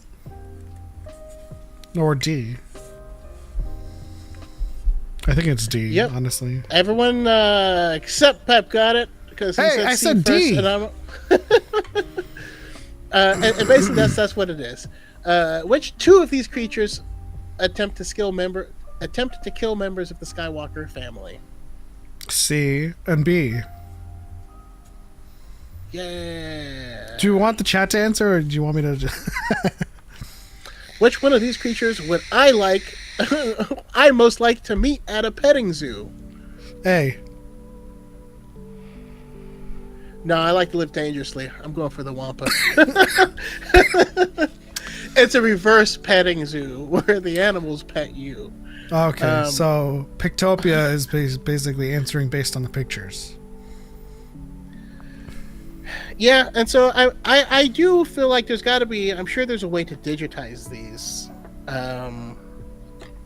in some way. But all of them are same format where you have it's 4 things, and it's like, which one of these characters uses a lightsaber with a special curved handle? Damn, that's too easy. Yeah. Forget that. Which 2 of these characters use probe droids to hunt down their targets? Ooh. Wouldn't that be C? Or B? Which 2 of these characters use probe droids to hunt down their targets? B and C. Oh, wait. Probe droids are not the... What is it called? The Vipers? Not the Vipers. What are they called? What is their model called? They're the ones that, like, look like jellyfish? Is that what the probe droid is? I mean, it's... I think it's using the Viper droids as probe droids. But it's so saying A and C, so most of the chat was getting it right. But, like, you said B and C? I mean, but yeah, they don't Vader ever use them. Yeah, Vader used... So, yeah, Vader was C. So Vader used probe droids, right, on Hoth. But Maul had his own droids that were rolling through the city. No. In the desert, the probe droid spotted the Nubian ship. You said B, though. I know. Okay. I was just vindicating the A. That's going to be an OnlyFans charge, sir. And then, and it was like a trick, because I was thinking, because Count Dooku whips out 2 probe droids when he rides on that really lame bike. It's so stupid looking, but they don't hunt anyone down. They don't really do anything. So. Shout out to Illy in the chat, member for 7 months. Hey, I missed y'all so much. Sorry, I've been away. That's quite all right. Welcome back. Hopefully things are good. Hopefully being away is, I don't know, positive. Let's see here. Archive says, what was the planet that Padme Amidala and Rush Clovis worked together to help save from a natural disaster? Scipio. Was it Scipio? Is that Scipio? It is, but I call it Scipio. Scipio? Yeah. Sip to my loo. It wasn't Scipio? Wait. Huh.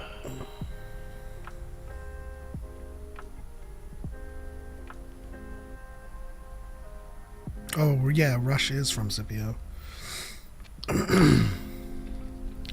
You've taken me down a path I can't follow.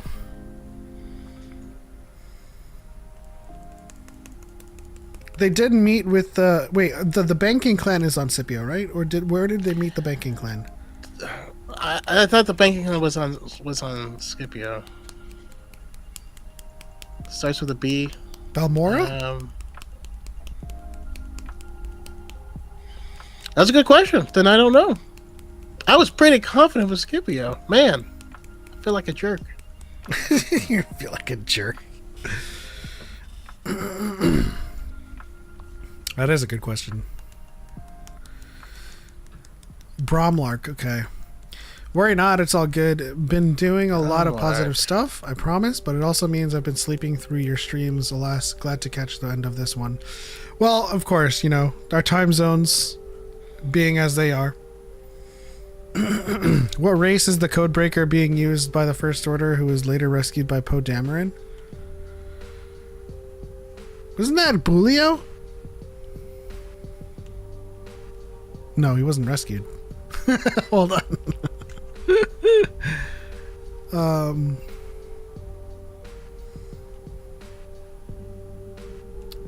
I don't think I know this one. Oh, that's why. That's okay. I understand. We're talking about their first meeting. Okay. That's my brain went to Clone Wars. Yeah. Good call. Tricky bastard. Yeah, I don't know. I don't know the race of the codebreaker. Human. No. The codebreaker that was being used by the First Order.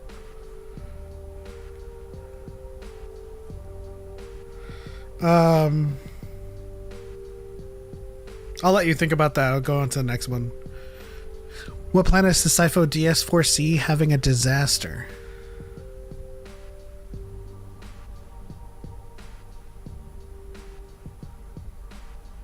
Coruscant. Guys, I feel like you guys are you're watching this stuff and then asking the questions. No, okay. So like, but what I meant by this exercise is that you guys would ask the questions out of your own memories. Well, no, but for Sifo Dyas, at least one of his visions does describe Coruscant, but like, that's a hard question because he has many visions. Doesn't he also see the destruction of Kamino? He does see the construction of Kamino. Yeah, that's true.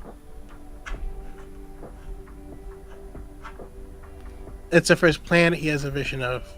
Oh.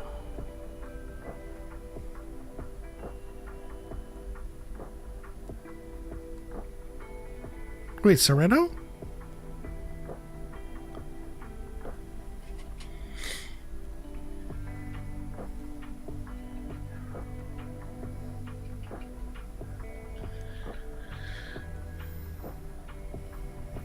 Dang, these are tough questions. I mean, Well, I mean, guess who's asking? It's Cage.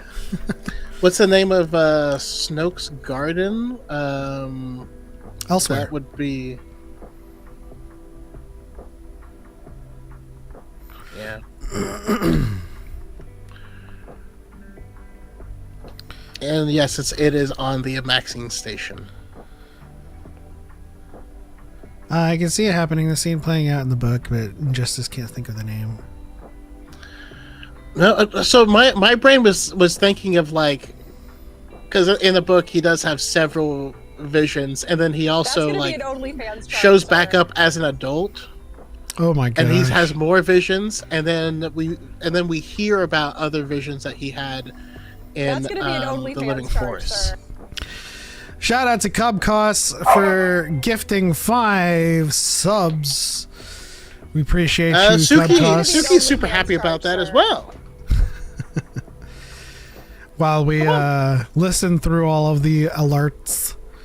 Guys, I appreciate all of the gifted subs, but we do have a super chat goal in play. If we get 10 super chats, we will do an AMA. But that's going to be an OnlyFans charge, sir. I guess people don't want that. It's fine. We appreciate all of the gifted subs. You guys rock.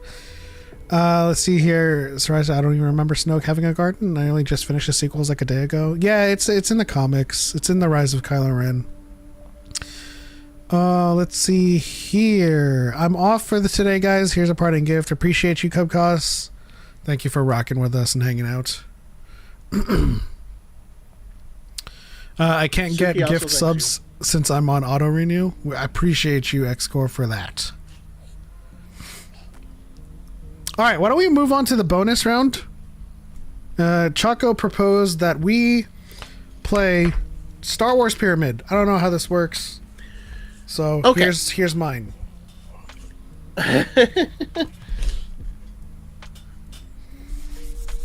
You know what? I probably should have. Actually,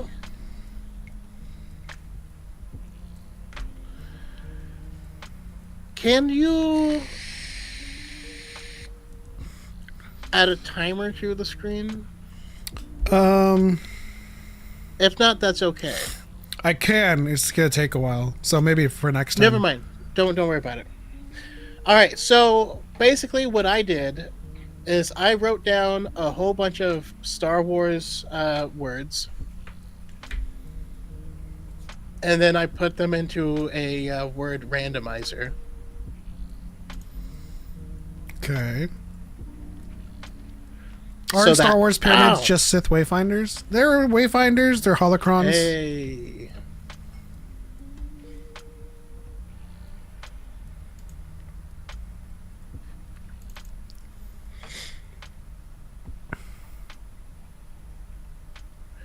So that way, the order is all like, wonky, so no one has an actual advantage. And so what I'm going to do... I'll have a timer set up for the next time. It's essentially just a transparent video with a 5-second... But I can always make it longer. Okay, I'm back. Wife is sick. I'm taking care of her and the kids. Grr, love my family. That is a sentence, Kenny. Holy crap. So I'm currently watching the last episode, not the last episode, the last season of Alone that's on Netflix. And there's a guy on there that reminds me of Kenny. But I don't picture Kenny as a survivalist. Are you a survivalist, Kenny? Are you a bush crafter? Or are you just crafting bush?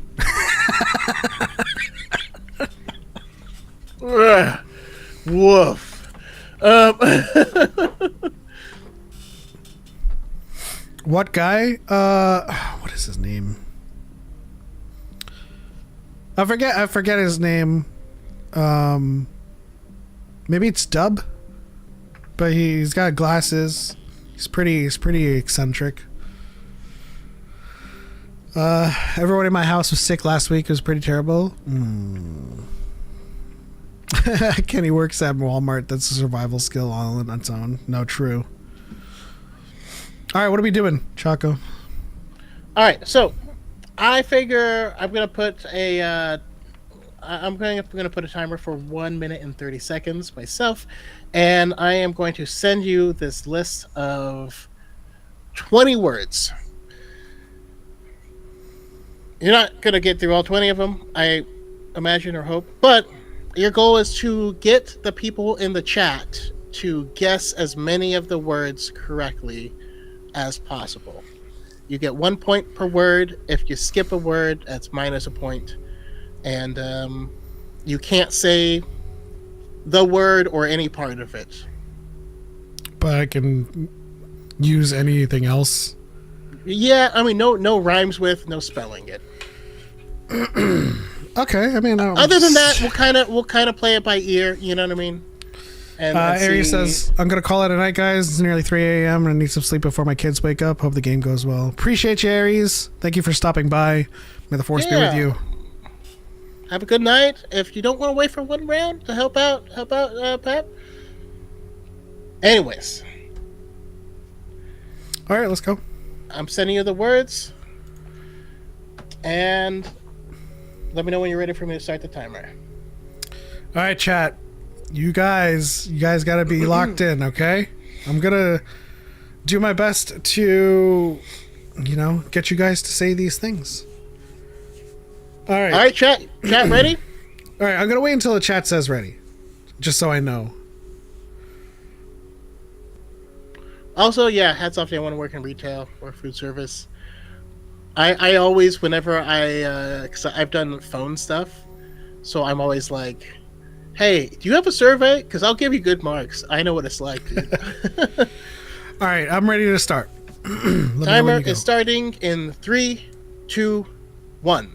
Okay, very tall, furry, owes a life debt to Han, but it's this species.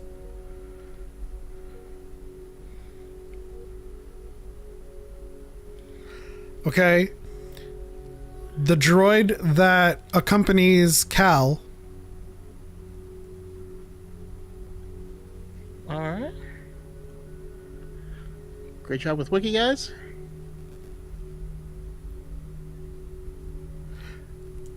That was correct. This person gets defeated really easily by Django. He's a Jedi. Jumps up, challenges Django, gets whopped. That's correct.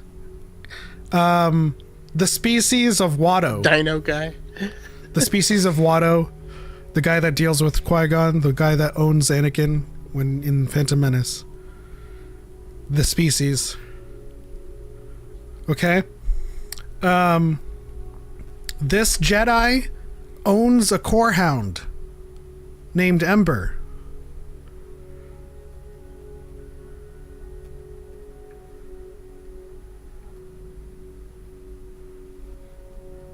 Okay. Oh, and that's time. Good job, Gage, with getting him that last minute bell. I didn't think he was going to pull that off. No, everyone was on point on that one.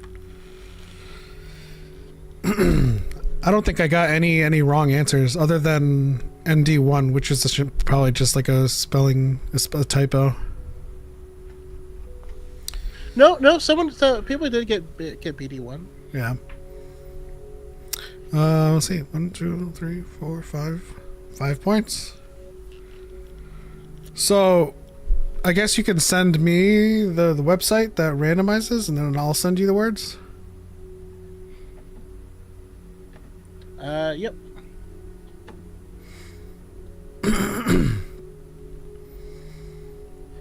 We stand BD1 and ND1. That last guy is my favorite character in High Republic. It's a great character.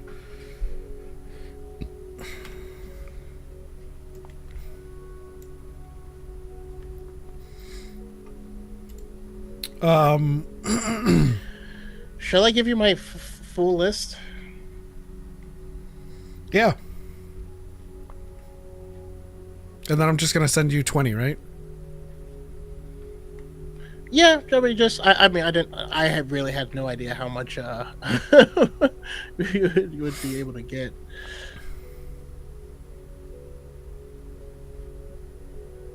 Yeah, it's Young Jedi Adventures. I will send you the lists starting after the last one you answered. Okay.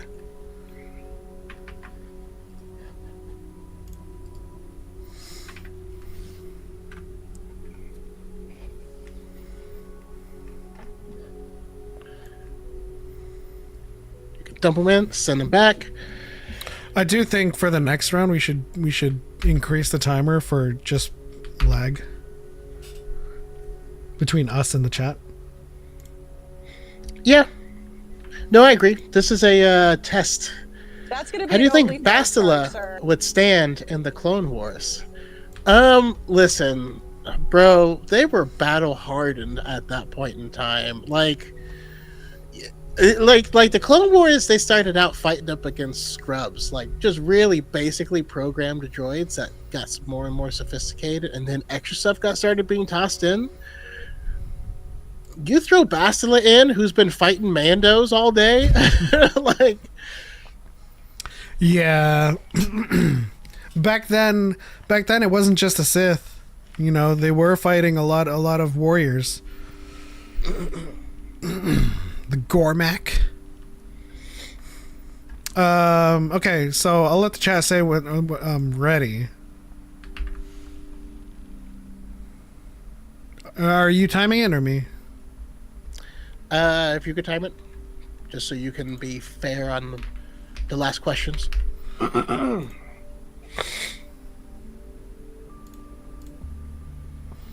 Okay. So here's your list. Let me know when. Okay. Yep. I'm ready. Give me a countdown. 3, 2, 1, go. All right. Luke's twin sister. Sister. All right. This is a species of figurine Dan and the modal nodes. They music. They would look really weird with a mustache.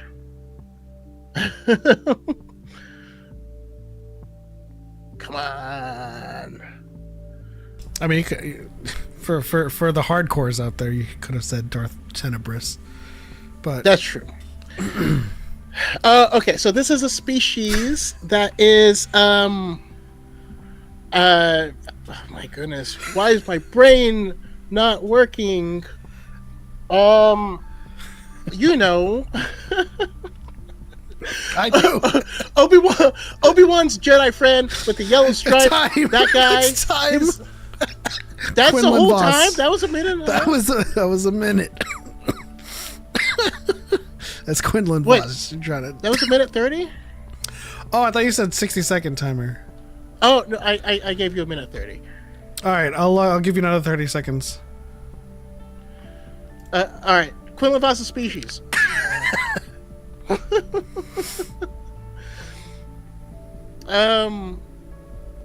It's also the same species. Oh my goodness, yeah. You're so close, Archive. It is not that, but it's close to that. Dang it. Yeah, that's gonna be all 30 seconds. Yes. All right. Now this is the character who was offering death sticks. Time.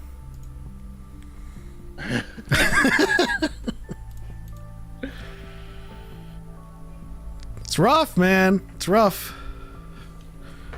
I knew Gage was gonna get it. Elon Sleaze Bagano. I watched a streamer do a Star Wars trivia and got to that question. He was doing a Kahoot, and they were like, "Who the hell is Elon Sleaze Bagano?" You know. God, filthy casuals. What is Quinlan species? Kefar. Yeah, he's Kefar. I think that ruined you. Like, I think. How do you forget Quinlan's name? It just happens, you know. Just Well, also I'm like, yeah. First question is really easy, but but that's why we randomize, you know. Okay, 5-3 to me.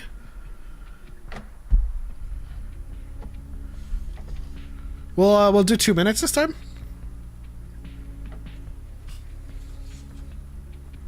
Okay. Oh, and I just realized I actually did not send you my entire list. There's a bunch more.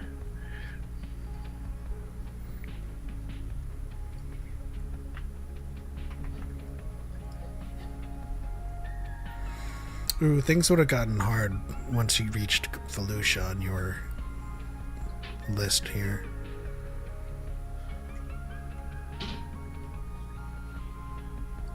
I could have said where Ayla Sakura died.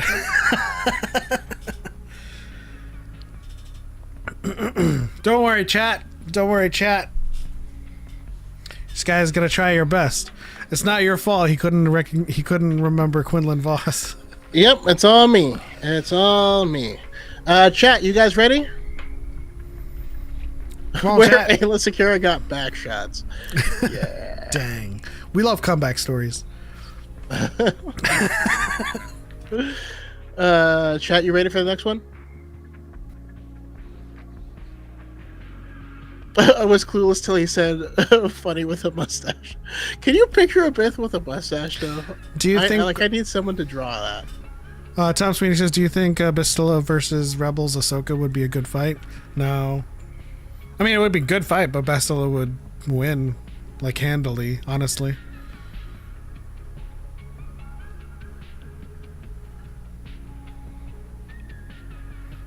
Is one that died like 2-3 times? No, Shakti was the one who kept dying over and over again. Let us know when you're ready, chat.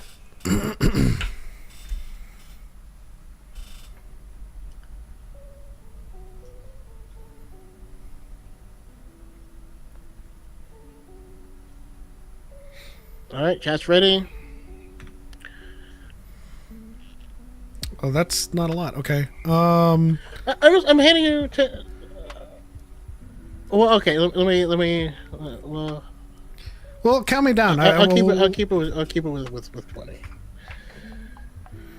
All right, we're doing 2 minutes this time, though. Yeah. Yeah, All right. Are you ready for the countdown? I'm ready. All right. 3, 2, 1. So these things attacked Han, Leia, and Chewie inside the Sarlacc pit. Not Sarlacc pit, inside the Exogorth. Yes. This person was killed by Savage Opress.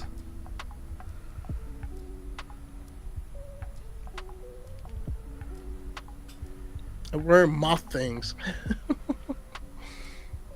Yes. Anakin and Obi-Wan fought the Battle of the Heroes on this planet.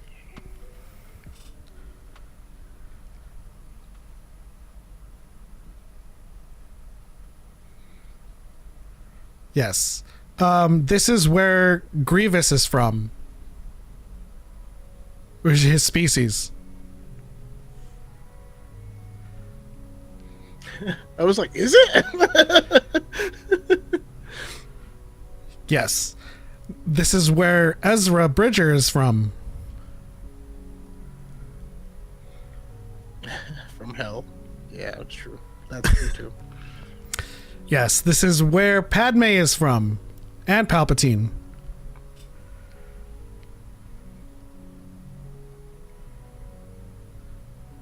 Yes. Elon Sleaze Begano tries to sell these to Obi-Wan. 30 seconds left.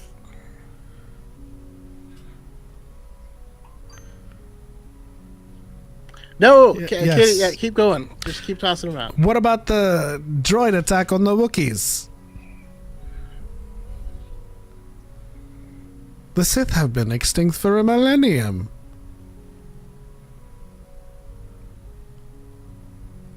Yes. And that's time. What is that? 1, 2, 3, 4, 5, 6, 7, 8, not 8. 8. I would have said this character's canon birthday is only clarified in the CD-ROM for the Phantom Menace.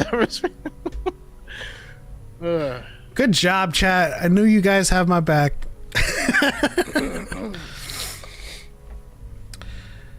All right, so that's 8 plus 5. That's 13 points total.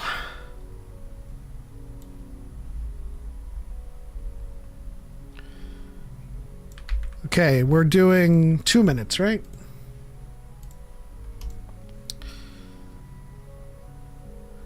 This character was wrong every single time. I have a good one. This character is on the spectrum. All right, chat, let us know when you're ready, and I'll send Choco his words. This character has 2 brains, but is dumb as shit. How many points do you have? 3? I got 3. Yeah. All right, so you gotta do your best to get 10 here. Are you guys ready?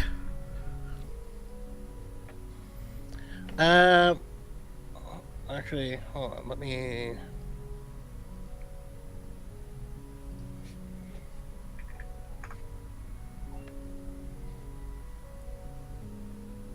I'm still waiting for the chat to be ready.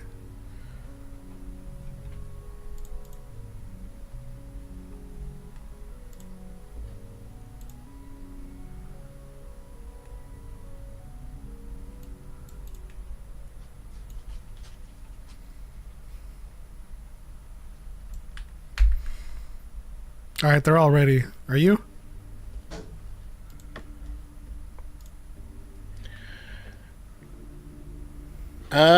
I am ready. Go ahead and send me my words. Oh wait, this has some You already did.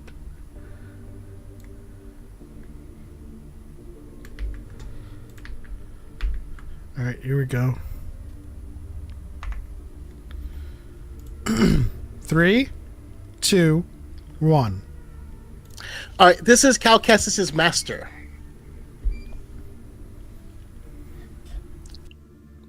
Black lady, bald, short hair. I'm sorry. His new master after T'Pol. Who's on the Yeah, Archive got it. All right. This is the planet that the clones come from, that are created on.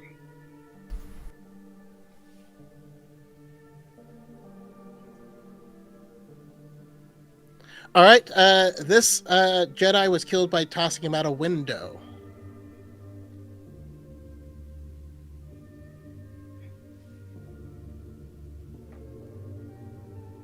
All right. This Jedi is an Iktochi that was on the council, and he 60 seconds.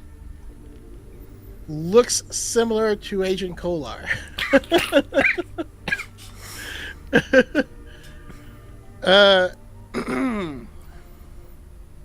No, He's not Iktachi.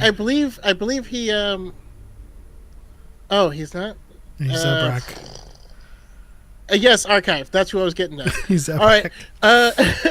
Cal Kestis' girlfriend. 30 seconds. Cal Kestis' girlfriend. Yeah. All right.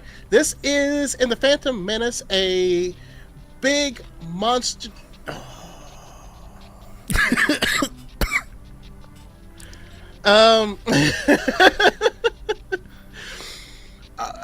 This is the planet that were keeping.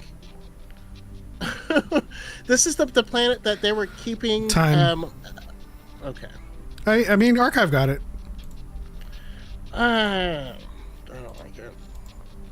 I mean, yes, that's great, but I was starting to say monster, and that's in the name.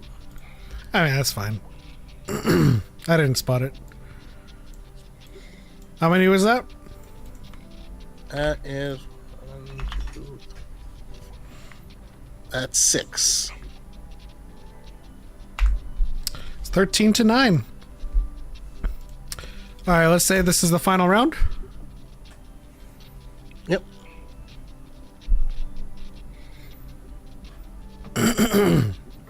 Big goober fish. Again, the Iktachi and Zabrak thing was the one that held you up.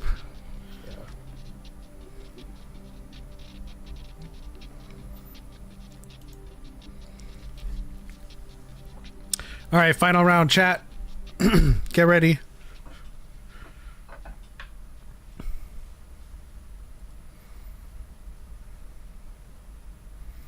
See if I can put on more.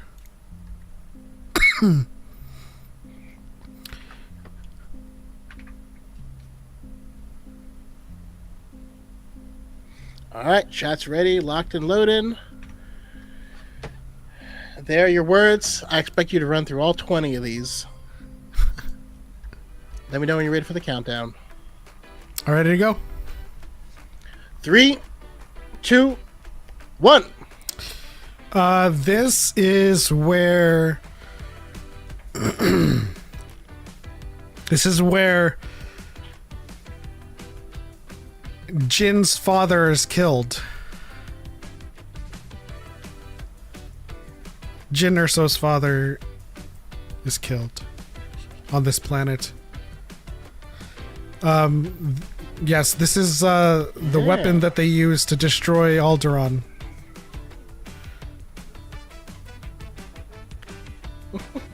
The final countdown. This is the route that Han makes in less than 12 parsecs.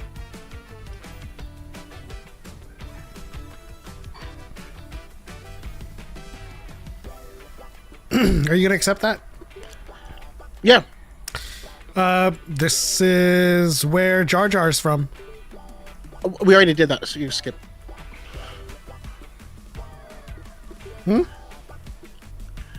If it's something we've answered before, just skip it. Yeah, this is where Jar Jar's from. Or his species, sorry.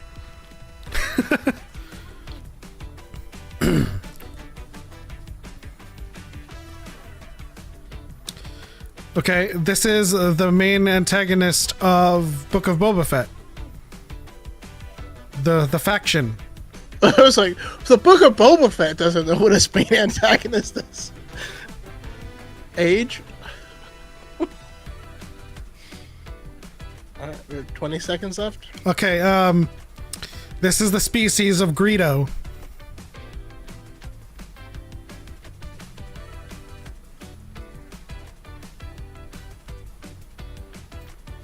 Okay, this is the species of... Oh my gosh. That's time. Oh. Good job, guys. I got hung up on Jar Jar. 1, 2, 3, 4, 5, 6. It was pretty random that I ended on Edu, and that when I shuffled it, it started with Edu. I was like, oh, that's the... The next one was Geonosian, and I was like, who the fuck is the Lesser? Poggle the Lesser? Poggle, God. You just watched Labyrinth. You should remember Poggle. Ambrosia. All right, so the score to beat for you is 10. Easy.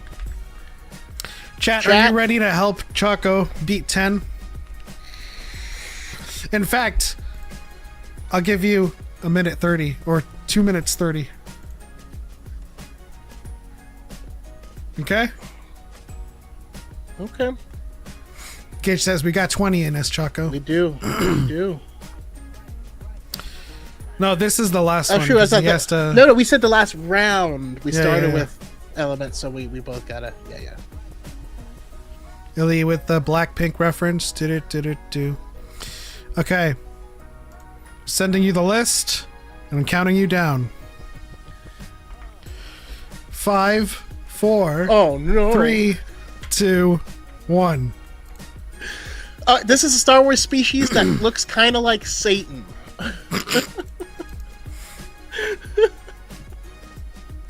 What was his name in Book of Boba Fett?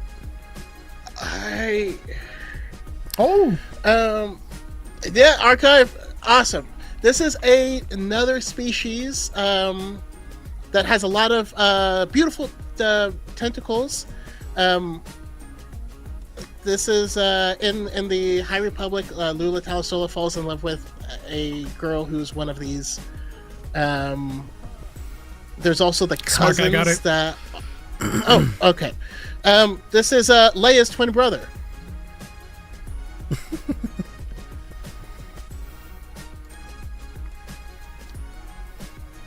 Yeah, an aquatic species that was canonized in the Acolyte, that was previously only seen in Knights of the Old Republic. Yeah, this is... He was your friend, and then he becomes your enemy in Jedi, in the Jedi Fallen Order sequel, Jedi Survivor. Yes. Now, in the first one, Jedi Fallen Order, you fight this guy, and he has 2 lightsabers, 3 lightsabers. He's kind of a dick. He has no shirt on. 60 seconds.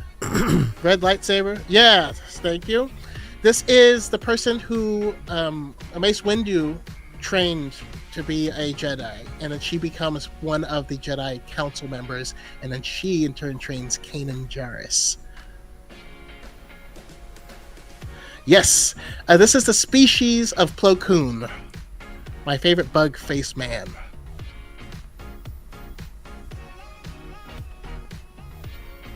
.30 seconds. Yes, the Empire has a lot of these ships. They're shaped like a wedge, and you don't want to fly them through a asteroid belt because they get blown up pretty easily.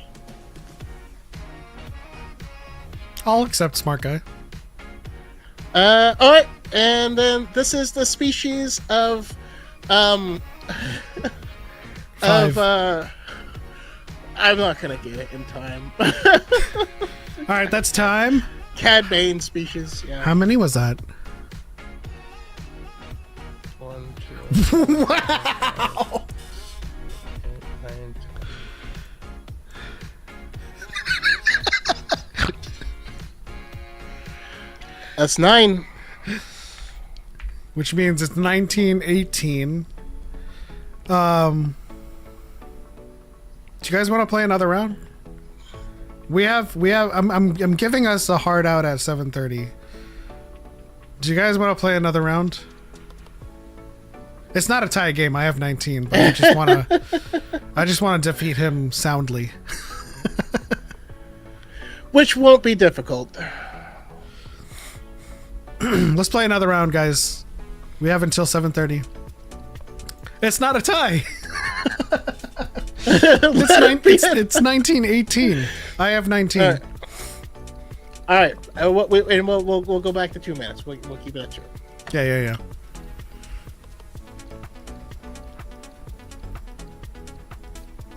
We're done when we say we're done.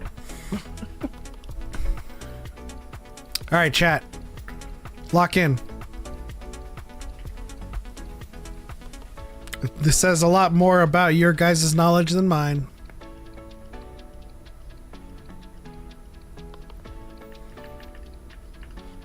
I want to try to beat Choco by 5 points. That's what I want to do.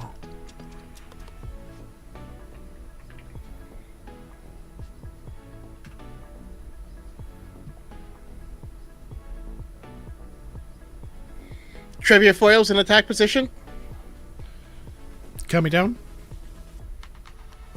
All right. We're starting in 3, 2, 1. Din Djarin's baby.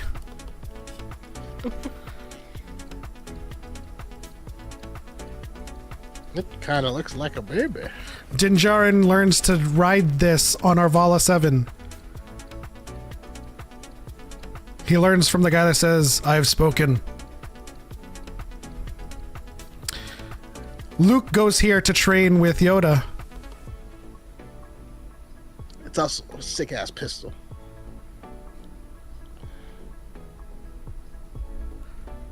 This Jedi Master dies multiple times, and we don't know which one is canon.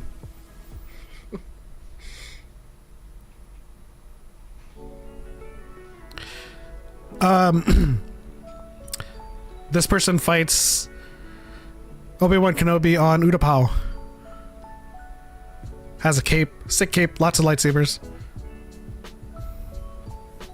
1 minute left. This is the species of Kiadi-Mundi.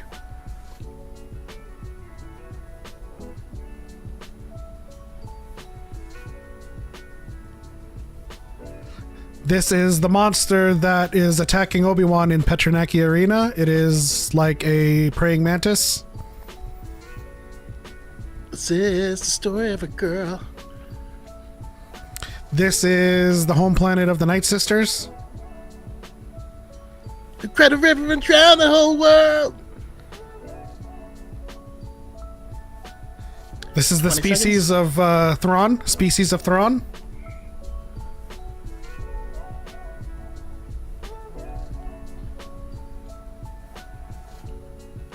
This is the planet of the Ewoks.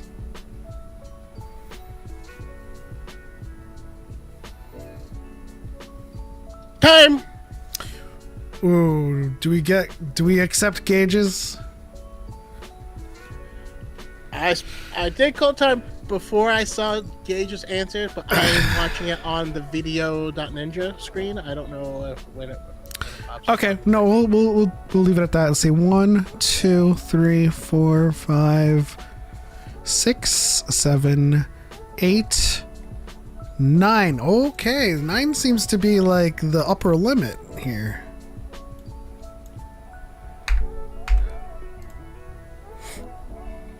So you either beat me or you don't Kill come within myself. 5 points.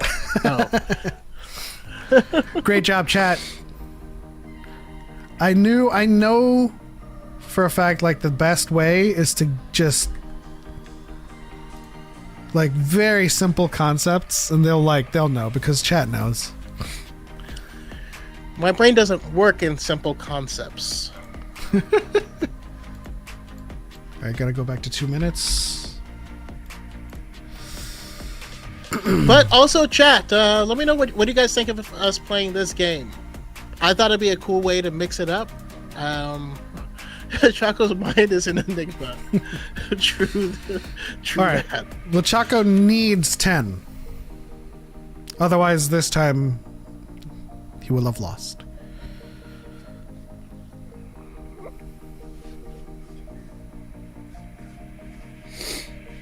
You ready? Chat ready?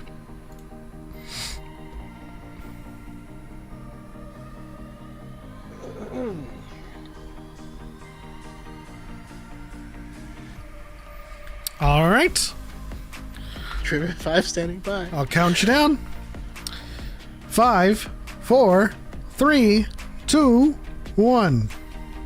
This is the planet where they meet Lando.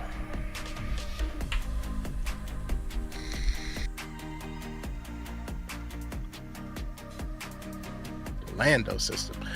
This is the pit that Boba falls in.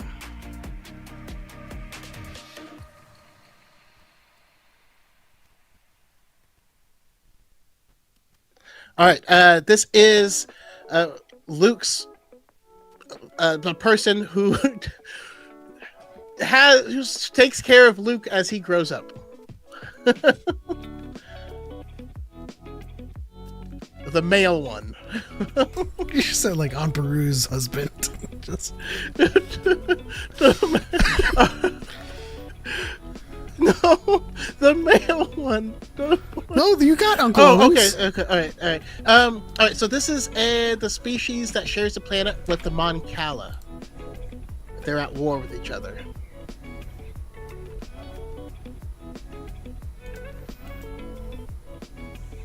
All right, this is Neum Num's character is this species.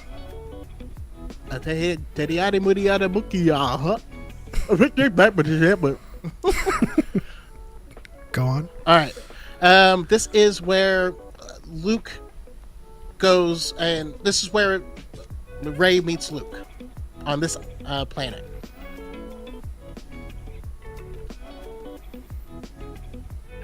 I'll accept any and all spellings.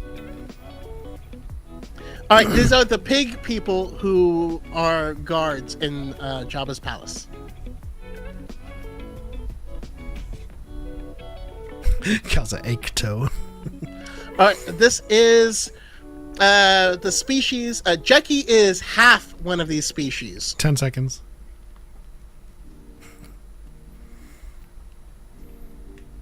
I'll give you 5 more seconds. Yes.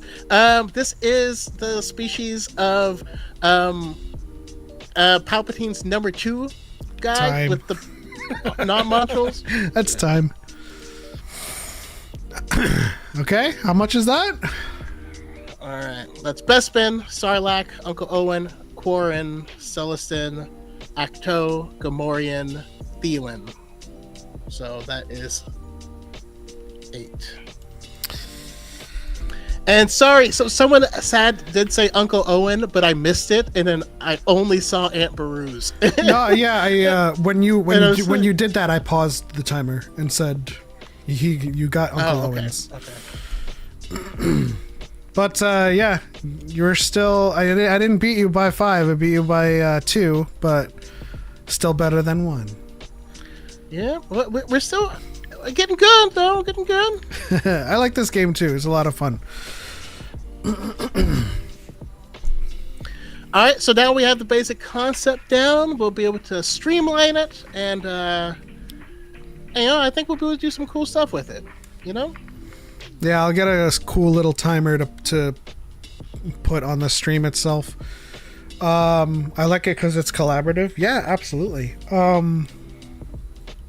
Here, let's try one more thing.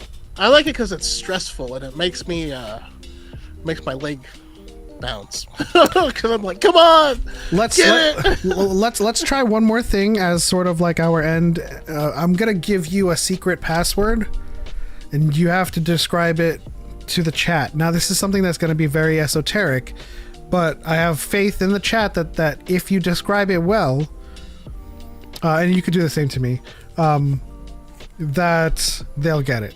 But this is more than just like, a species or a name, right? It's going to be something that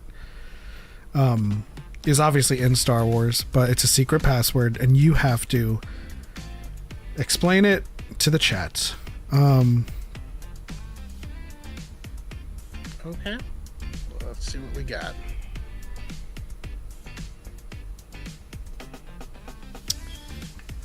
Let's see here.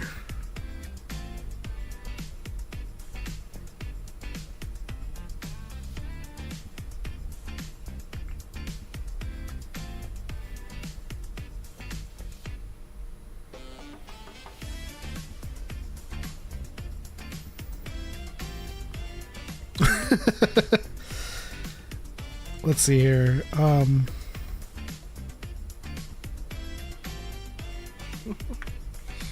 Star Wars Game Show Network.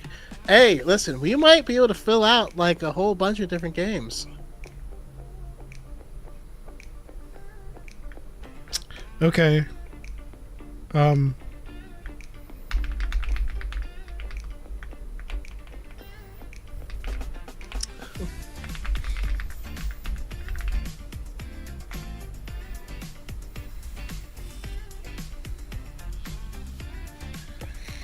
Interesting.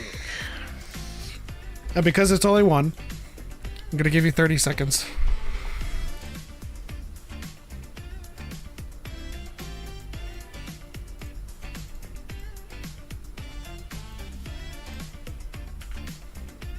You ready?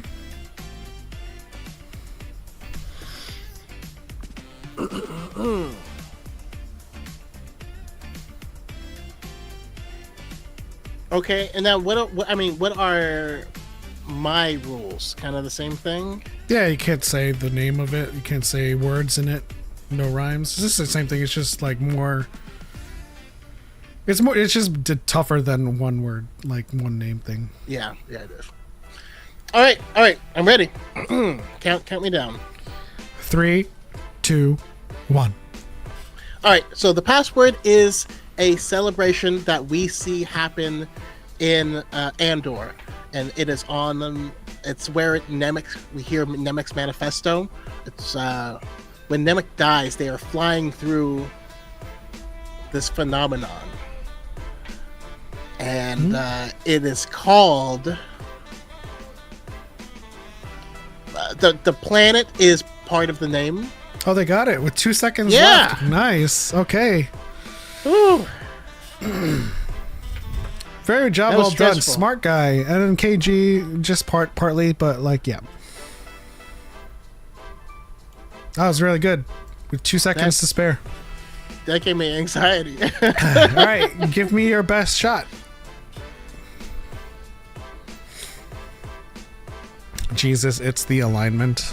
I just tagged Element and Choco in a blue sky post that showcases a mashup that is perfectly suited for the Battle of Hoth. Please check it after the stream. Will do, Greg. Appreciate you.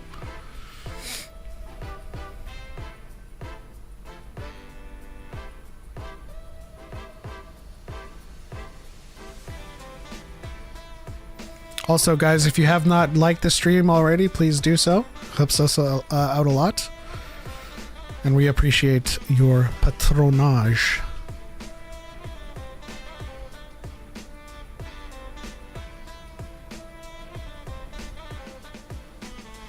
Gosh, that's such a nerd sentence. Been watching I was rewatching Andor season 2 on my meta quest.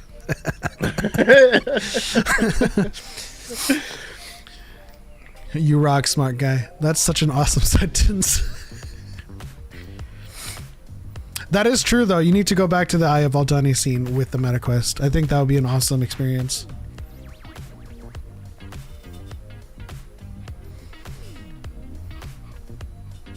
No, I can't do that.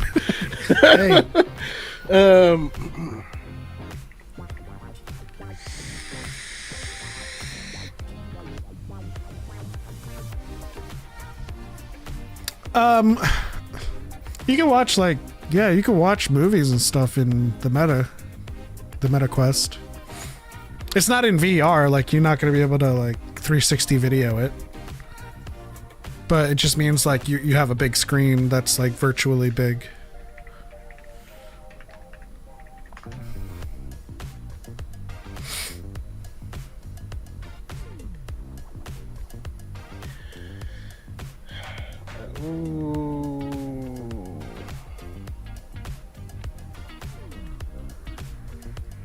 I mean, it's a good way to lie perfectly flat down and then still watch things.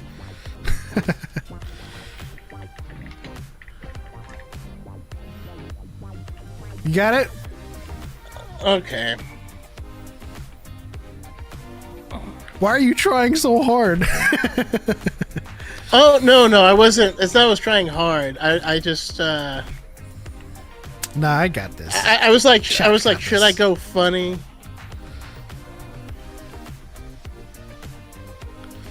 Also, Illy, that Blackpink reference, I know you were referencing the Final Countdown, but Blackpink has a song called Do Do Do Do Do, and the way you typed it.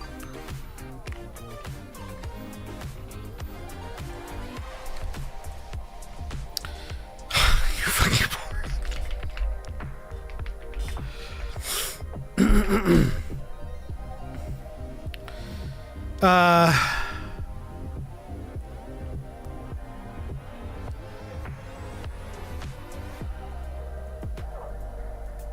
All right, you want to give me 30 seconds? I think people will get this, honestly.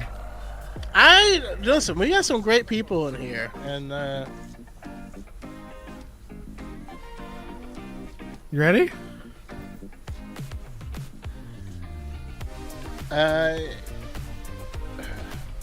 what the heck?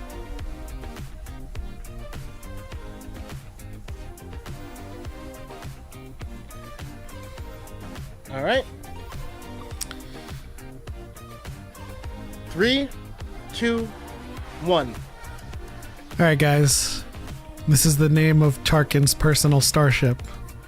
If you know it, you know it. I can't really give you any more details. There it is.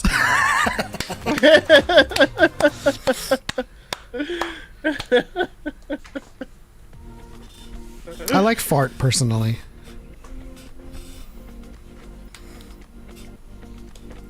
It was the carrion spike. I was like, he didn't you didn't throw in that it's a stealth ship or anything, man. I mean, but that's the main that's the main idea of the ship. Like if I gave you like a T6, you would have been like Ahsoka's ship. Not that it rotates and it. My cat says the answer is your mom. That's great, Illy. That's great. Appreciate you rocking with us. He's got like 3 ships actually. Yeah, I mean, but the thing is, I said he has 3 ships because this one gets wrecked. Well, here's my thought process with saying this is Tarkin's personal starship. You name all 3 in the chat, and then you get it. You know what I mean?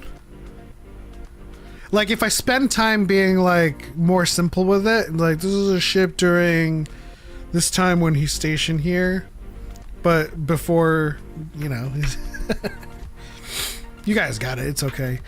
But woo, Remember that was a comic great. Where Tarkin let his own brother be mauled by wolf things. Dude's always been a monster. He is gross. That's why I love his book, because it's so dark, but in an unassuming way. When you hear how he manipulates the wildlife, it's messed up. Are you guys gonna watch, listen to, read to any of the media leading up to Shadow Lord? I do plan to. I really have to. I love all the extended canon with Tarkin. He's so evil, it's crazy. Tarkin likes to take off his shirt and just beat down stormtroopers for no reason whatsoever. It's so weird. I just have to generally finish Temptation of the Force. I really got to finish High Republic. That's like a quill in my back or thorn in my back that it pains me to not finish. Like, it pains me to know that like I have not finished it yet. What's Shadow Lord? What's Shadow Lord? That is the story of Maul after, I believe it's a year after Order 66. It's called Maul, a Shadow Lord. Yeah, I really enjoyed the book Shadow Hunter. I'm not gonna lie, I hated Lockdown. Who was that? Joe Schreiber. Schreiber. If you like it, you like it. You know, no hate. Anyways, guys, this was a lot of fun. Probably our funnest episode to date. We've been doing this for a long time. Episode 255, guys. I don't know if this is what year this is, because sometimes we skip episodes, and then there's leap years. I don't know. You know what though? Listen, Star Wars started with episode 4. We can do what we want. Okay. Yeah, I think we'll make a celebration out of episode 300.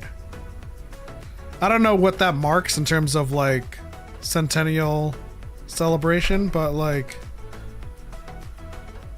it's a celebration nonetheless. It's a celebration. It's a celebration of a lifetime. We would be happy if you would join us, but let's see. Our poll has graciously ended with 85% saying the Force is the free flow of the Force. Balance is the free flow of the Force. So take that, go on, I'll go out into the world and disseminate that knowledge and make sure everyone else understands. Because goddamn, the amount of people that want to blame the Jedi over the Sith is crazy. I dare y'all to get Star Wars creatives on the 300th. I will try. I'll reach out to DJO. We'll reach out to. I'll see if I can get Swagman on. That would be cool. That would be cool, but it would be doxing, and I don't think they like that. That's true. Who knows? We'll see what we can muster up for 300. Well, technically, doesn't what's her name? Karina is now writes for StarWars.com, so we can get her back on. Oh, Katrina, yeah, Katarina Cruz. Katrina, yeah. A writer. That's crazy, man. Also, congratulations if you're watching, and if you're not watching, man. Anyway, Flagman is a very good Phantom Menace. Shout out to everybody on the TikTok side, especially Burnt Legume and Darth Angel for, always rocking with us and giving us those likes on TikTok. Shout out to everybody for also participating in this Star Wars pyramid. It was a lot of fun. Hope you guys had a lot of fun as well. What's next week? I don't know what's next week, but we'll see. The Chuds will probably be complaining about something, and we'll talk about that. But otherwise, that's it. Choco, you have any final thoughts? Yeah, Ayla said not keen on TikTok anymore. It's changed hands. I've been hearing a lot of the same, and like now certain things are very much being like censored. It's weird. Unfortunately, it is one of my breadwinners. Yeah. It's hard times out there. But what we appreciate most of all is that in these hard times, we have a beacon of light at the end of each week. Yeah. And its name is all of you. Now, to be fair, it is my hero platform now because of, it's what pays the bills. But if you haven't noticed, Choco and I have been scrambling and grinding to grow this channel. We're doing a lot more content. We're releasing a lot more. We're trying to grow it so that we are, and me specifically, less dependent on that platform. So thank you to everyone that joins our members section. Thank you to everyone that super chats. Thank you to everyone that supports us, subscribes and likes our And videos. share this stuff with other people, and let's get this channel growing, and then we won't have to go to other channels. Exactly. And we can also plan more cool stuff, like last DYAD all of the money that people donated, we actually saved all of it, and so we bought everyone ramen dinner. That's why we call it ramen drops. Yeah. Our goal is to have fun with you guys. That's what we do. Oh, that would be awesome if we can get you all guys in like one table for ramen. That'd be cool. Smart Guy says, I really love how you've been releasing more content on YouTube. It's greatly appreciated. Appreciate that. And that's the goal.